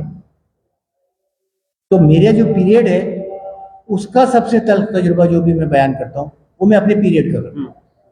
تو ایز آئی سے آئی مے بی رانگ, لیکن میرے لیے وہی. مجھے لگتا ہے کہ آج کا جو پیریڈ ہے نا اس سے بھی زیادہ ہے. جی مجھے بھی اس لگتا ہے. وقت شاید صحافیوں کا ہوتا ہے اور عام لوگوں کا ہے کہ اگر آپ کسی ایک یونیفارم والے انسان کو اگر کچھ بھی کہتے ہیں کہیں بھی کہتے ہیں, اس روپ سے کہتے ہیں کہیں بھی کہتے ہیں, تو وہ بھی نظر نہیں آئے گا. دیکھیے I sympathize with you, but my sympathies are not so much for you as they are for us going now. Lines پر ایک دو افسانے کے وہ کہہ رہے تھے. اچھا ٹائٹل کی تو ایک ہی افسانے کی میں پڑھ دیتا ہوں, اور جو آپ نے بات کہی کہ جو ایک سطح سے تو خیر مطلب آپ اوپننگ اس کی جو بھی پوری اوپننگ ہے. اچھا ایک افسانہ ہے کیک اور کتے, جو اس کتاب کا پہلا افسانہ ہے. اور جو آپ نے بات کہی کہ المیہ ابھی بھی جاری ہے, اور المیہ جو ہے 90 کے بعد 2010-12 میں بھی تھا, تو یہ اسی سے ہے. تو اس کا آغاز کچھ یوں ہوتا ہے کہ پستول اتنی نزدیک سے چلائی گئی کہ فضل خان کا چہرہ مسخ ہو گیا. صابر آفریدی اس بغیر فضل خان کے عین پیچھے کھڑا تھا. وہ چلتے چلتے نسوار لگانے کو کچھ دیر کو رکا, اور اس ایک فیصلے نے اس کی زندگی بدل دی. فائر کی آواز حملہ کرتے باغ کی دہاڑ جیسی تھی, جسے صابر اپنے گاؤں میں سن چکا تھا. اپنی گردن میں اترتی آگ اور قمیص پر خون کے دھبے دیکھ کر صابر کو یقین ہو چلا کہ گولی اسے ہی لگی ہے. اس پر صابر نے اپنے گاؤں میں بہتے اس دریا کو یاد کیا جو سوکھ گیا تھا. یہ اسی کہانی کا حصہ ہے جو جس کا ذکر آپ کر رہی ہیں. اور ایک افسانہ ہے اسٹریٹ لائٹ کے نیچے کھڑی عورت. وہ اکثر رات گئے اسٹریٹ لائٹ کے نیچے کھڑی دکھائی دیتی. رات 11 بجے میری شفٹ ختم ہوتی. جب میں دفتر سے باہر نکلتا تو فضا میں خاموشی کا خفیف سا شور ہوتا. وہ سیدھا عمارتوں کی اوپری منزلوں سے بے نام آوازیں سنائی دیتی. پیڑ خاموش ہوتے اور تاریکی میں مصنوعی روشنی اپنی موجودگی کا احساس دلا رہی ہوتی. جب میں آئی چندی گڑھ روڈ سے آرٹس کونسل کی سمت مڑتا تب ایک اسٹریٹ لائٹ کے نیچے وہ عورت موجود ہوتی, منتظر اور خوفزدہ, برقعے میں ڈھکی ہوئی مگر نیا, ہونٹوں پر تاریک رات سی لپسٹک اور آنکھوں میں شب سی مٹتی ہوئی روشنی. اچھا اقبال میں اس میں ایک چیز آپ نے ایک سوال تھوڑا سا میں ایڈ کرنا چاہ رہا تھا. اقبال کی جو پہلا ناول آیا تھا اس کا انہوں نے جو انتصاب لکھا تھا اس میں آپ نے لکھا تھا کہ کراچی جو ایک دن اپنی رات سے جی اٹھے گا. لیکن اس کتاب میں آپ لکھتے ہیں کہ موت کے نام جو شہر کے رگوں پہ میں سر آ رہی ہے. اچھا یہ بات ہے کہ جب 7 سال پہلے میرا پہلی کتاب آئی تھی اس کا انتصاب تھا کراچی کے نام. مجھے لگا تھا جیسے ہی کہتا تھا اپنی رات سے جی اٹھتا ہے, مگر 7 سال میں مجھے عقل آ گئی اور مجھے احساس ہوا کہ میں غلط تھا. تو اب مجھے لگا کہ میں غلط تھا. یہ امکان شہر کے پاس نہیں ہے کہ وہ اپنی رات سے جی اٹھے. میرے خیال میں یہ پد پر مر رہا ہے, اس کے ساتھ میں بھی مر رہا ہوں, اور میری کہانیاں بھی اسی مرد کا اظہار ہے.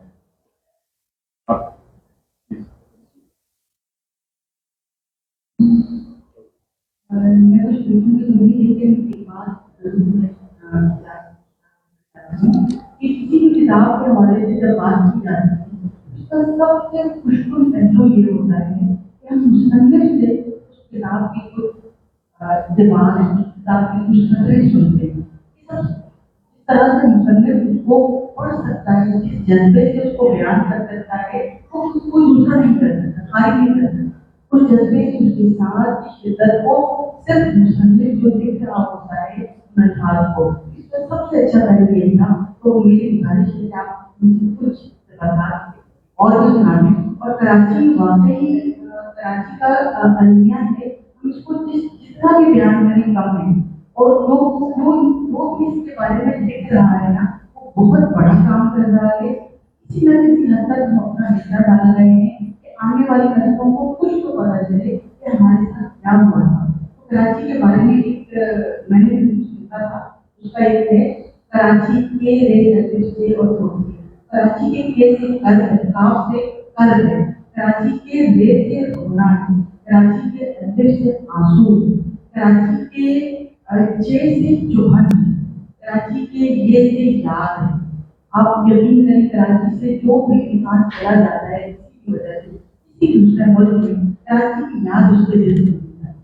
एक दफा जो भी कराची में रह गए उसकी याद उसके दिल में बस जाती है। तो मुझे आपकी गुजारिश है कि आप कुछ एक सवाल और सुनाएं। जी बिल्कुल, कुछ मैंने पढ़े हैं, मैं एक आध जरूर पढ़ दूंगा, कुछ और दोस्त सवाल कर लें ताकि फिर हम इसे पूरी तरफ पे लेके जाएं। कोई और दोस्त अगर अपना सवाल दूर दूर से आए सवाल नहीं करेंगे हाँ? अगर कोई सवाल है तो, या फिर आप इक़्तिबास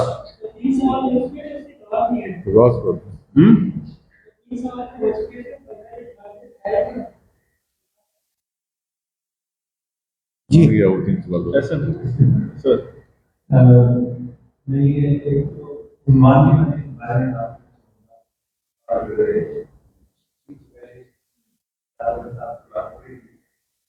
हमारे बुरा भारत उन्होंने वो गरम का दबाव इस पर बहुत ज़्यादा लोगों ने इतराज़ किया था और बहुत ज़्यादा, और उस पर सबसे ज़्यादा बात होती है जबकि उसी अफसाने की किताब में बेहतरीन अफसाना डरावना के साथ था जो कराची के अंदर का था और बहुत ही ज़बरदस्त, लेकिन उस पर बात नहीं। तो इसमें मैं ये कहना चाहता हूँ कि मान जो है क्या करनी चाहिए, और ताकि आपकी असल बात पर जो है बात हो, न कि मतलब मान की बात। और दूसरी बात ये कि मैं ये सोचता हूँ कि नस्ल भी जो है वो कुछ जो है लिखा गया है कराची के बारे में, लेकिन इस पर हमें सिलेक्शन करने की जरूरत है। जैसे मैंने डरावनों के साथ बताया था, तो इस तरह की और बहुत सारी चीजें, तो इसमें ये सिलेक्शन आना चाहिए ताकि ये बात मुझे लिखा नहीं गया। जैसे शायरी में बहुत कुछ लिखा और इतना कुछ लिखा गया है कि वो पूरा अलमिया बयान किया और नस्लों के बड़े काबिल रहे हैं नस्ली आदमी है, लेकिन ये कि उनका काम साफ नहीं है, तो उनके काम तो सामने आए नहीं बिल्कुल, और हर चीज सामने तो आनी चाहिए। आप जो है लिख रहे हैं और भी जो साहिबान लिख रहे हैं काबिल कर रहे हैं और इख्तिलाफ किया जा सकता है, लेकिन ये है कि ये बात तो करेगी ना, मतलब कोई बात भी नहीं कर रहा ना ऑफ के बारे, लेकिन ये कि आप बात कर रहे हैं तो ये और बहुत ही समझदारी के साथ है। मैं असल में ये कराची वाली बात जो है ना, इस पे एक मज़े की बात ये है, इकबाल खुर्शीद की अफसानों की तो पहली किताब आई है और हम सब मुत्तफ़िक़ हैं कि भाई इन्होंने कराची को पेंट किया है और बहुत अच्छा किया है। तो मेरे कोई 5 मजमूए आ चुके थे, 5वां मजमूआ आया तो और उसमें हुआ क्या, मज़े की बात, हम अमेरिका गए हुए थे, तो हमारी एक दोस्त है नुज़ैरा आज़म, वो भी नावल लिखती, साफ़ी रही बहुत मशहूर, उन्होंने एक तकरीब मुनक़िद की मैरीलैंड में और वहाँ पे मेरे लिए, और वो लोगों को बुला लिया। अच्छा, इत्तेफाक से उस ज़माने में मुझे फ़ोन आया इनका, काशिफ रज़ा भी अमेरिका में, तो मैंने काशिफ से कहा कि यार वो इस तरह की तकरीब हो रही है, भाई तुम ही आ जाओ यार कुछ बोलने के लिए, तो बात बन जाएगी। उसने कहा मैं आ जाऊँगा, वो आ गए। अब वहाँ पे 4-5 लोग उस पर बोले اور میرے افسانوں پہ بھی. اور وہ جو کتاب اس کو 5ویں جو آئی تھی اس کے بارے میں کچھ افسانے انہوں نے ان کی کہانی بیان کرنی شروع کر دی کہ یہ افسانے میں یہ کہا گیا ہے، اس افسانے میں یہ کہا گیا. اچھا میں ایک اسٹیج پہ بیٹھا ہوا تھا، ایک عجیب و غریب صورتحال تھی کہ کہاں پھنس گیا ہوں میں، یہ میری شان میں جو ہے باتیں کی جا رہی ہیں. کاشف رضا آئے بات کرنے کے لیے، یہ کوئی 3 سال پہلے کی بات.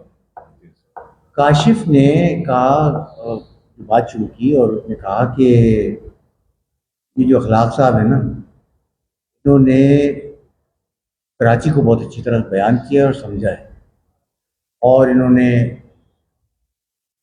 اس کتاب میں جس کا ذکر اس میں بھی یہ افسانے میں بھی کراچی دیکھیں کیسا ہے، اس افسانے میں یہ کراچی کا. اچھا بخدا، کیونکہ مجھ سے کسی نے کہا ہی نہیں تھا کہ میں کراچی کے بارے میں لکھ رہا ہوں، مجھے احساس بھی نہیں تھا. میں وہاں اسٹیج پہ بیٹھے بیٹھے میں نے سوچنا شروع کیا کہ کیا میں کراچی کے بارے میں لکھتا رہا ہوں. میں تو بڑا کوئی سمجھ رہا تھا کہ بہرحال اس کاشف رضا کی بات کے بعد میں نے غور کرنا شروع کیا تو مجھے اندازہ ہوا کہ وہ کوئی 70-80% افسانے جو ہیں ایسے ہی ہیں. اچھا تو وہ تو ایک مجبوری بھی ہوتے ہیں نا، کیونکہ جہاں جو زمین ہے آپ کی، آپ اسی کے بارے میں لکھ پاتے ہیں. تو اقبال خورشید اس حساب سے بہت خوش نصیب ہیں کہ افسانوں کی پہلی کتاب پہ ان کو بتا دیا گیا ہے کہ یہ کیا کر رہے ہیں اور ان کو کیا کرنا چاہیے. احسن آپ کو سوال کرنا یہ پوری کتاب آئی آپ کے خانہ کا دور سے تجدیدی لوگ جو چاہے ہوئے تھے. یہاں پر مجھے کوئی بیان ہوئی کہ تم بات کر رہے ہیں، مجھے لگتا ہے کہ انہوں نے وہ دیکھا ہی نہیں ہے.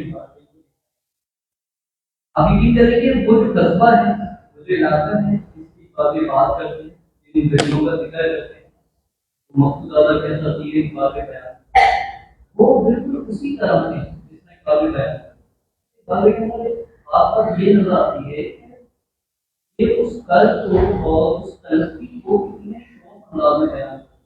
آپ اس سے اس تلقی کو بڑا ہے. اور یہ بڑی بات ہے کہ بابے نے اس چیز کو منظر کیا، اس چیز لوگوں کے سامنے. میں نے خبروں میں اور نیوز میں بھی اتنی زیادہ اس چیزوں کی وہ دیکھا نہیں کہ ان کو دکھایا گیا. پھر بعد میں نے چینال کی بات کی تو کافی جب میں نے بھی اسٹیٹس لگایا تو کافی ہمارے میں نے سنسانی کی وجہ سے انہوں نے بتائی بڑا پیغام یہ نام کوئی سناتا نہیں رہ جاتا جب آپ اس کو افسانے کو پڑھے. تو جس کردار کا ذکر اقبال کرتے ہیں تو میں نے سب سے پہلے دیکھا ان کے خیال کو اپنے عجیب کری. مجھے یقین نہیں ہے کہ کوئی سا ذکر نہیں کرے گا کبھی کہانی کے. بڑی بات ہے کہ انہوں نے ان چیزوں کو ذکر کیا ہے. اچھا میں اس میں ایک چیز میرا یہ تو ایسا نہیں ظاہر ہے کہ آپ کے وہ بہت تبصرہ کیا ہے اور بہت لوگوں نے لیڈر کے طور پر اپنی ایک مکمل رائے دی ہے.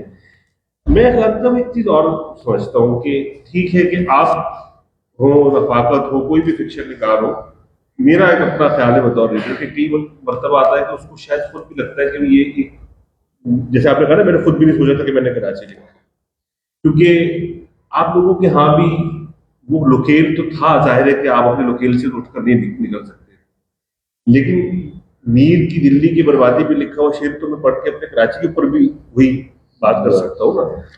اقبال کے ہاں ایک چیز اور ہے، اور وہ انہوں نے بہت عجیب تجربہ بھی کیا.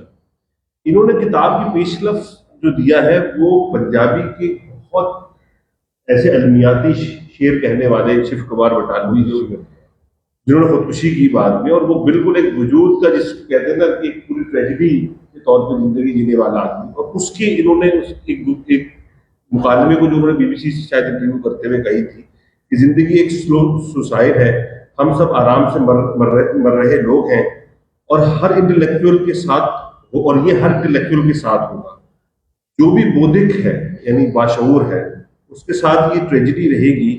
یہ دکھیاں یعنی المیہ رہے گا، وہ مر رہا ہے ہر پل. تو یہ کتنے ہی افسانوں اس فہرست میں جس میں کراچی چاہے پس منظر پیش منظر میں ہو، یہ جو ایک آدمی ہے جس کے خواب ٹوٹ رہے ہیں، آپ نے تو خواب بیچتے ہوئے بھی دکھا دیا اس آدمی کو، रफाकत के आप देखते हैं कि छोटी बस्ती में पढ़ने वाला आदमी है, वो इस तरीके से अपनी जिंदगी को, अपने वजूद को तब्दील होते हैं और उसके साथ पेश आने वाले हालात को देखता है।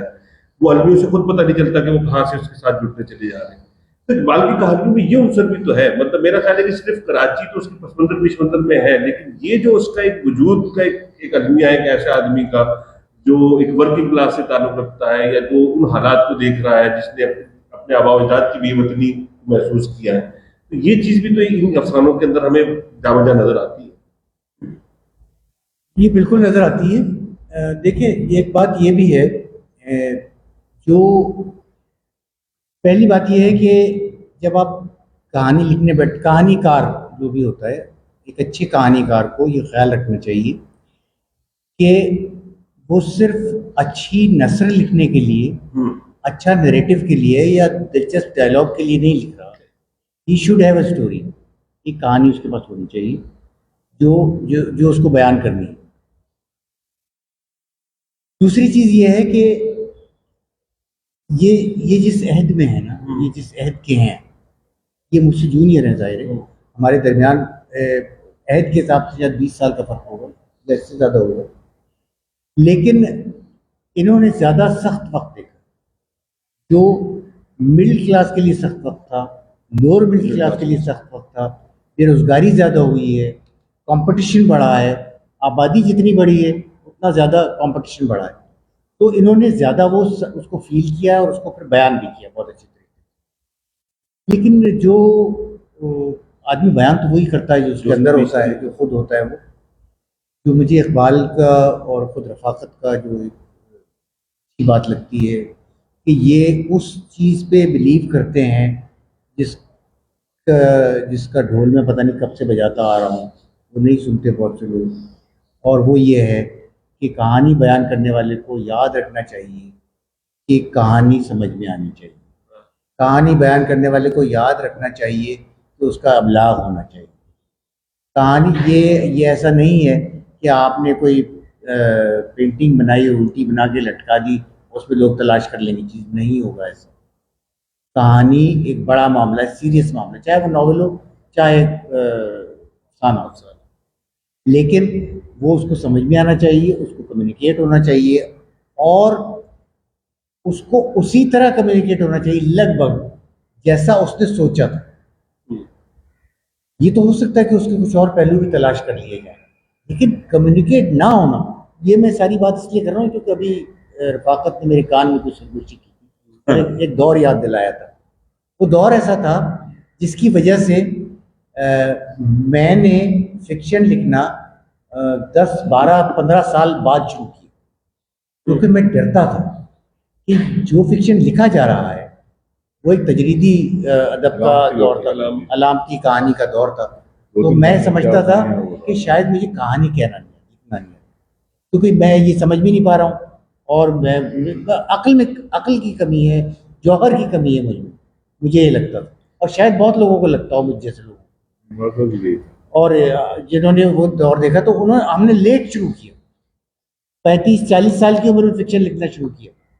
तो ये जो चीज़ है, ये इनकी कहानी कहीं से उसमें इबाम नहीं है, क्रिस्टल क्लियर कहानी, और वो असर करती है या नहीं करती है वो एक बात का मामला, लेकिन कहानी कहने वाला कमिटेड है अपने इस बात से कि उसको कहानी उसी तरह कहनी चाहिए जैसे सब ज़मानों में और सब जहानों में कही जा रही है। हम इसकी कहानी का कोई भी बयान आप उसका तशरीह करते हैं, बहुत बड़ा जो मूवमेंट होता है वो उसकी सेटिंग होती है, कहाँ है, वक्त कौन सा है और उसका मुताबिक कॉन्टेक्स्ट उसको कैसे। तो अभी कराची की बहुत बात है, उसके हवाले से हम बात करें, चाहे कोई भी अफसाना हो तो शहर को आते ही उसको जगह तो आती है, क्या वो जगह सही तौर पे आ रही है या नहीं आ रही है, बात बहुत अहम होती है। बात हम इस तरह के लिखे हैं, जैसे स्टेट 2000 और लोग एक तो शिवरात्रि है शहर से बनाया या मालगुडी रेंज जो आके लड़ाई नहीं करता तो उसमें मुझे पूरी तारीख याद की है और जो वो असली है और उसमें से बहुत बड़े बड़े आदमी भी बयान किए तो जाहिर है कि हम अभी इंतजार कर रहे हैं कि कोई होगा तो कराची को उस तरह से बयान करेगा। बिल्कुल सही। वो तो अपनी जगह है, मतलब बहुत अगर हम आपका जगह देखें उसमें क्या क्या मतलब आज भी वो चीजें भी रेलेवेंट है जो कि आपकी दुनिया में आज से 7 का वो बयान करेंगे। तो मेरा मतलब ये था कि दूसरी बात जो राजनीतिक तौर पर अहम होती है शायद तो ये है कि कोई शहर जो है इतना ज्यादा लोगों की जिंदगी में दखल देता है।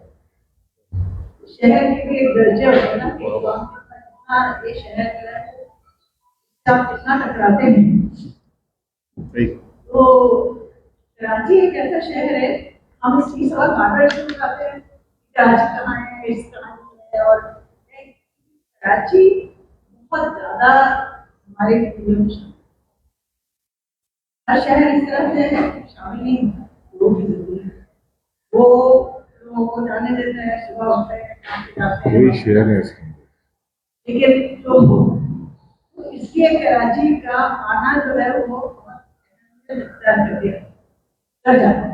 आपके ख्याल में इस तरह से इंसानों पर बात करें क्या कराची का वो पहलू एक भी आम हर खाने में आते हैं तो उस तरह से आने से शिनान खाना देखिए लोकेल जब किरदार आ गया क्या उस लोकेल और उस दोनों किरदारों का मैच होता है और वो लगते हैं आपको वो जहाँ के किरदार हैं गाना बात है मतलब प्रोबेबिलिटी होती है प्रोबेबिलिटी है सवाल करने के लिए सवाल करते हैं इस तरह से आप हम इंसानों को देखते हैं और उनकी वर्ड जो है वो डिटरमिन करते हैं कि इस तरह से आप इस तरह से अगर देखें देखिए बिलीवेबिलिटी तो बहुत ज़्यादा है मेरे हिसाब से, तो मैं पहले भी कह चुका हूँ कि कुछ चीज़ें जो वैसे आप देखें तो वो बिलो द बेल्ट लगती है वगैरह, बाज़ चीज़ें बाज़ डायलॉग्स इसमें ऐसे हैं, बाज़ जगह पे ऐसा है कि वो क्योंकि वो कराची की ज़िंदगी का, कराची की स्लैंग का हिस्सा है और गरीब इलाक़ों में नौजवान लड़के जो ज़बान इस्तेमाल करते हैं वो बिलअमूम शायद दुनिया भर में होता हो लेकिन यहाँ भी हमारे यहाँ वो लैंग्वेज नहीं इस्तेमाल की जा सकती फिक्शन। जो धड़े पे बैठा हुआ नौजवान और हमारा आम प्यारा सा नौजवान वो जब आपस में बैठते हैं तो वो जो गुफ्तगू करते हैं वो गुफ्तगू फिक्शन वाली गुफ्तगू तो नहीं होती उसमें, वो तो अगर कोई बयान कर दे तो क़यामत आ जाए।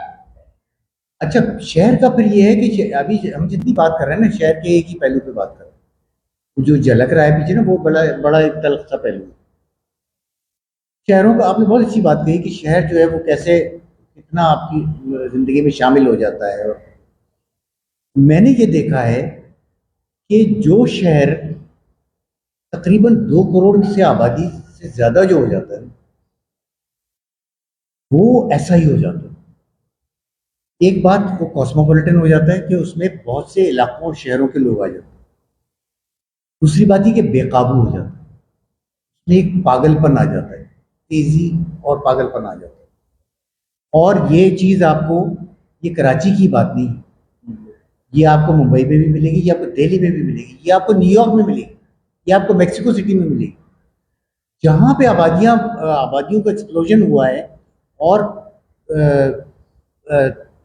तरह तरह के इलाकों के ग्रो पैदा हुए हैं और कई लेवल्स की ज़िंदगी पैदा हुई है जो निहायत गुर्बत से लेके और बहुत अमीर लोगों तक की है। तो वहाँ पे एक अलग तरह का, मैं उसको पागलपन कहता हूँ। हमारे एक दोस्त सहाफ़ी था, وہ بہت پہلے کی بات ہے, 20-25 سال پہلے. ہم امریکہ کے ایک دورے پہ گئے, وہ ان کا فورن وزٹ ہوتا ہے نا, اسٹیٹ وزٹ کراتے ہیں کوئی, تو وہ انڈیا کے تھے صحافی 5 ہمارے ساتھ, ہم 2-3 ہم تھے. تو ہم سارے ٹھنڈے ٹھار شہروں میں پھرتے ہوئے نا, آیووا اور سیاٹل, وہ سیر کراتے ہیں سب جگہوں کے علاقے کو بھی دکھاتے ہیں, واشنگٹن ڈی سی, اس میں کرتے کرتے گئے نیو یارک پہنچے.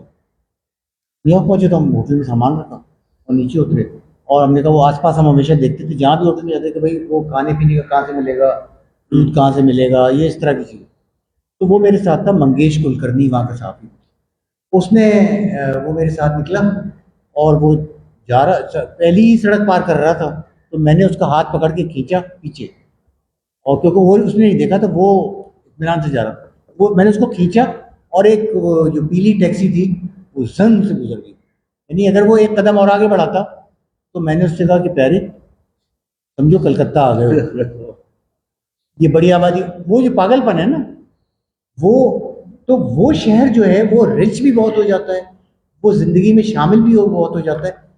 جو نیو یارک میں رہ چکا ہے وہ کسی دوسرے شہر میں رہنا پسند نہیں کرتا. دوسرے شہروں میں رہنے والے, ٹھنڈے ٹھار شہروں میں رہنے والے کہتے ہیں یار نیو یارک میں کون رہے بھائی, وہاں تو پتہ نہیں کس طرح کی زندگی ہے. کہ کراچی کا بھی یہی کیس ہے کہ کراچی والے ایک دفعہ جب یہاں قدم رکھ لیتے ہیں, رہ لیتے ہیں, تو وہ اس کے عادی ہو جاتے ہیں, اس کے عشق میں مبتلا ہو جاتے ہیں. ساری خرابی کے باوجود یہاں سے نہیں جاتے ہیں. اتنی غارت گری کے باوجود جب ہم دوسرے شہر میں جاتے تھے لوگ ہم سے کہتے ہیں تم وہاں کیسے رہتے ہو یار, کیونکہ میڈیا ان کو دیتا تھا خبر کہ آج اتنے مر گئے, آج یہ ہو گیا, آج وہ ہو گیا. تو اب ہم ان کو نہیں بتا سکتے تھے کہ ہم یہ نہیں چھوڑ سکتے, ہم یہ ہمارے خون میں شامل ہو چکا ہے, ہمیں بہت مزہ آتا ہے, لطف آتا ہے یہاں. تو یہ شہر جو ہے اس طرح داخل ہوتے ہیں, بالکل آپ نے صحیح کہا, اور وہ آپ اس کے عادی ہو جاتے ہیں اور آپ اس سے محبت کرنے لگتے ہیں اس صورتحال سے. جی جی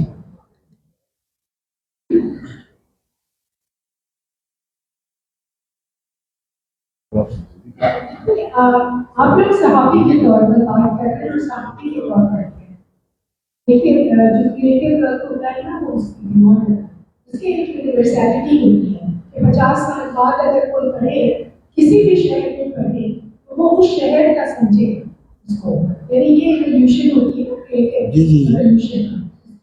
اور آپ کو یہ یاد رکھنا چاہیے کہ جو بیسٹ فکشن ہے وہ ہے جس میں آپ سسپینڈ کرتے ہیں اپنی زندگی, آپ کو لگتا ہے کہ یہ صحیح ہے لیکن نہیں ہے. اچھا, اور سب سے پہلے جو ایکٹر تھے جس کا مجھے پتا ہے, جس نے ایک شہر کو ایک کیریکٹر بنایا اپنی رائٹنگس میں, شارٹ اسٹوریز میں, وہ تو فرض ہے.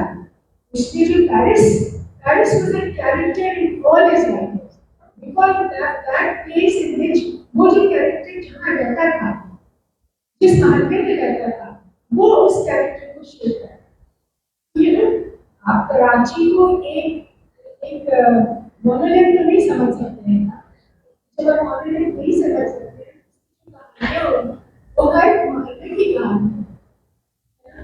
ضروری نہیں کہ آپ کا ہی وہ جو ایکسپیرینس ہے وہ ہو, آپ کو کراچی میں رہنا پڑے. دس از واٹ فکشن از. جی میں بالکل آپ کی بات سمجھ گیا. میں شاید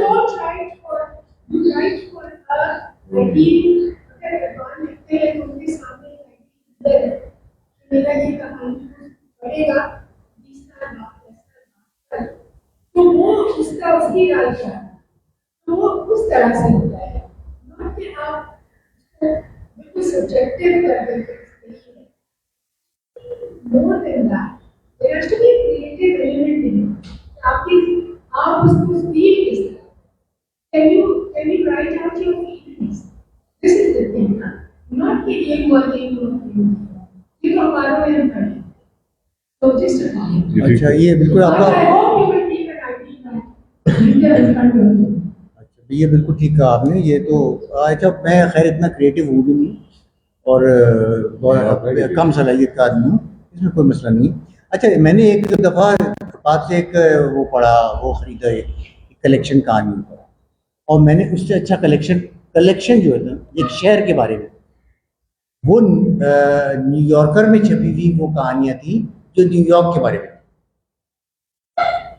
اور وہ کوئی 80 سال کے دوران گیپ کے دوران نیو یارک پہ جو لکھی گئی تھی کہانی وہ نیو یارکر میں چھپی تھی، وہ انہوں نے اس کا کلیکشن چھاپا ہے اور وہ ایک ماسٹر کلاس ہے. اور اب انہوں نے ایک اپنا 100 سال کا کتنے کا کلیکشن چھاپا ہے، اس میں بھی کہتے ہیں کہ کچھ 60% کہانیاں جو ہے وہ نیو یارک کے بارے میں. شہروں کے بارے میں یہ لکھا جاتا ہے، اس طرح کوئی اس میں کوئی ایشو نہیں. شہر ایک کردار بن جاتا ہے. اور اگر آپ میری گزارش ہے کہ شاید آپ نے میرا فکشن نہیں پڑھا، تو اگر آپ پڑھ لیں گی تو وہ شاید بہتر ہم بات کر سکیں گے. اس کا جواب دینے کو اچھا نہیں لگتا ہے وہ اس میں. ہاں اب جیسے اقبال یہ جو شہر کے کریکٹر بننے والی رفاقت بات ہے، اور جیسے ڈاکٹر صاحب نے ایک بات کی کہ شہر ٹکراتا ہے بار بار، تو اس کو آپ اگر آپ دیکھیں کہ جیسے میں کہتا ہوں کہ اقبال کے یہاں ہم اس پہ ہی بات کرتے ہیں جو سرد خانے کا ملازم ہے، اس پہ تو ہمیں پورا شہر نظر آتا ہے ایک طریقے سے. دراصل ہے کہ جو ہے وہ جس کردار کے پوائنٹ آف ویو سے چیزیں ہوتی ہیں، ٹھیک ہے، اور کردار جو ہے وہ زیادہ تر اگر روڈ کلاس کے ہیں تو اسی طرح کی فیلنگ، اسی طرح کا شہر آپ کو نظر آئے گا، ٹھیک ہے. جبکہ شہر جو ہے وہ سارا کا سارا یہ نہیں ہے، شہر تو اور بھی ہے، شہر تو بہت کچھ اور بھی ہے، لیکن جو ہے وہ خاص فوکس ایک خاص طبقے کے اوپر ہے، اور اس طبقے کی زندگی کے اوپر ہے، تو کراچی ہے، ٹھیک ہے. لیکن پڑھنے والا اس کو اپنے طریقے سے محسوس کرے گا، اپنے طریقے سے سمجھے گا.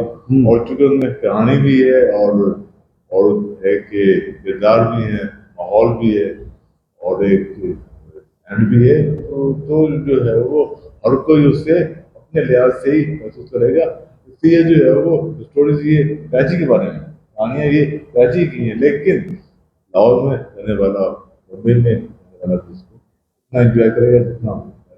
مطلب جیسے اس میں ایک مثال دوں کہ منو تو ایک اس کا افسانہ ہے، ایک بڑے شہر میں ایک خودکشی ہو جاتی ہے اور ایک پورا بیانیہ سے گر پیدا ہوتا ہے. تو اس کو احساس کرنے کے لیے، یعنی وہ ایک ایسا لگتا ہے کہ وہ ایک علامتی شہر بن گیا نا، وہ کراچی جو ہے وہ ایک آپ کراچی اس کو نام پہ ہٹا دیں، اس پورے افسانے سے آپ نام پر مٹا کے کسی اور شہر کا نام بھی لکھ دیں، بڑا ہو اپنی آبادی میں، اور وہاں ایسی رفتار زندگی ہو کہ ہر وقت آپ وقت اور اپنی معمولات سے ہی لڑتے جا رہے ہو. تو کسی عام آدمی کا مر جانا، کسی ادیب کا مر جانا، کسی ایسے آدمی کا مر جانا، تو وہ سارا یہ تو ظاہر ہے کہ ہر شہر میں اسی طرح کہیں نہ کہیں موجود ہے. تو اقبال آپ اس پہ کچھ کہیں گے مزید؟ اچھا، ظاہر سی بات ہے بہت سے دوستوں نے جو ہے وہ اپنا اوپینین شیئر کیا ہے، کوئی سوال نہیں ہے. بس میں اپنی اختتامی کلمات، آخری الفاظ بھی کہہ دیں. بات یہ ہے کہ آپ آدمی کو شہر سے نکال سکتے ہیں، مگر شہر کو آدمی سے نہیں نکال سکتے. شہر آدمی سے نہیں نکلتا، لیکن جو کہانی کار ہے وہ اگر چاہے تو شہر کو مرکز رکھ کے بیان کرے، لیکن یہ لازم نہیں ہے. وہ کردار بیان کرتا ہے، وہ مکو دادا کو بیان کرتا ہے، وہ سرد خانے کے ملازم کو بیان کرتا ہے، وہ ایک ایسی لڑکی کو بیان کرتا ہے جس کا باپ ایک عرصے سے غائب ہے اور اسے کسی سے محبت ہو گئی ہے، اور جس سے محبت ہوئی ہے وہی اس کے اعتماد کو قبول کرنے کو تیار نہیں ہے. تو وہ ایک اسٹریٹ لائٹ کے نیچے کھڑی ہوئی عورت کو بیان کرتا ہے، اور اس عورت کے ان کرداروں کی جو سیٹنگ ہوتی ہے وہ فطری طور پہ کہانی میں داخل ہوتی ہے. کہانی شاید میرے خیال میں اس طرح تشکیل پاتی ہے. کہانی کے کہیں نیچے لیئرز میں پاگل پن بھی ہوتا ہے اور کہیں حقیقت نگاری بھی ہوتی ہے. تو یہ طے کرنا ممکن بھی ہے کہ کہانی کیسے لکھی جا سکتی ہے، مگر وہ ایک اچھے رائٹر کے یہاں خود پیدا ہوگی، اچھے رائٹر کے یہاں خود پیدا ہوگی، اور ہر اچھے رائٹر نے خود اس کو فطری طور پہ دریافت کیا ہے. اس کی اگر نصابی طریقے سے ممکن ہے تو نہیں ہو سکتا، اس کا امکان کم ہے. تو بہرحال یہ حضرات کتاب پہ آخری کامنٹس آپ لوگوں کی طرف سے ہوں گے. میری یہ کاوش تھی، کوشش تھی آپ دوستوں سے شیئر کی. صرف تقریباً 3 مہینے پہلے یہ کتاب آئی اور متعدد دوستوں نے اس پہ لکھا، اس پہ ریویوز ہوئے انگریزی اردو اخبارات میں، اس پہ سوشل میڈیا پہ بحث ہوئی، دوستوں نے اس پہ رائے دی، جید لوگوں نے اپنا پوائنٹ آف ویو دیا. مجھے ایسا لگتا ہے کہ کم از کم جو میں نے لکھا وہ میرے ریڈرز تک پہنچا. اور ابھی فقط 3 سے 4 ماہ ہوئے ہیں، لیکن کافی وقت ہے میرے خیال میں. اس کے بہت سے افسانے جو ہیں وہ ابھی زیر بحث آئیں گے. اور جو ایک چیز ہے کہ کہانی جو ابھی تک پہنچتی ہے کبھی کبھار وہ بہت انوکھی ہوتی ہے. یہ شہر بہت پرپیچ ہے، یہ شہر بہت سے حصوں میں بٹا ہوا ہے. یہاں کوئی ایسا فارمولہ نہیں ہے 2+2=4 کا جو ناظم آباد میں بھی اپلائی ہوگا, کولنگی میں بھی 2+2=4 ہوگا, لیاری میں بھی 2+2=4 ہوگا. ایسا نہیں ہو سکتا. It's very complex, it's brutal, it's bloody. یہ شہر بہت ہی ویئرڈ ہے. اس کی دیوانگی کو انجوائے کریں اس کتاب کے ساتھ, کیونکہ یہ بھی ایک دیوانگی کا اظہار ہے. آپ دوستوں بس میں لاسٹ کمنٹ آپ کریں. میں اس کو کنکلوڈ کرتے ہیں. بس میں آخر میں کہانی ہوتی ہے وہ ایسی ہوتی ہے کہ ایک شاعر تھے ہمارے خواجہ مہندر, انہوں نے دلی نہیں چھوڑا تھا بہت مشکل حالات میں بھی. تو اگر میں سوچتا ہوں کہ ان کہانی کو اگر دیکھنے کا ایک انداز یہ بھی ہے کہ شادی کی اور غم کی ہے دنیا میں ایک شکل, گل کو شگفتہ دل کہو تم یا شکستہ. تو ہم اسی پہ آج اپنی گفتگو تمام کرتے ہیں. آپ سب کا بہت بہت شکریہ. ہمارے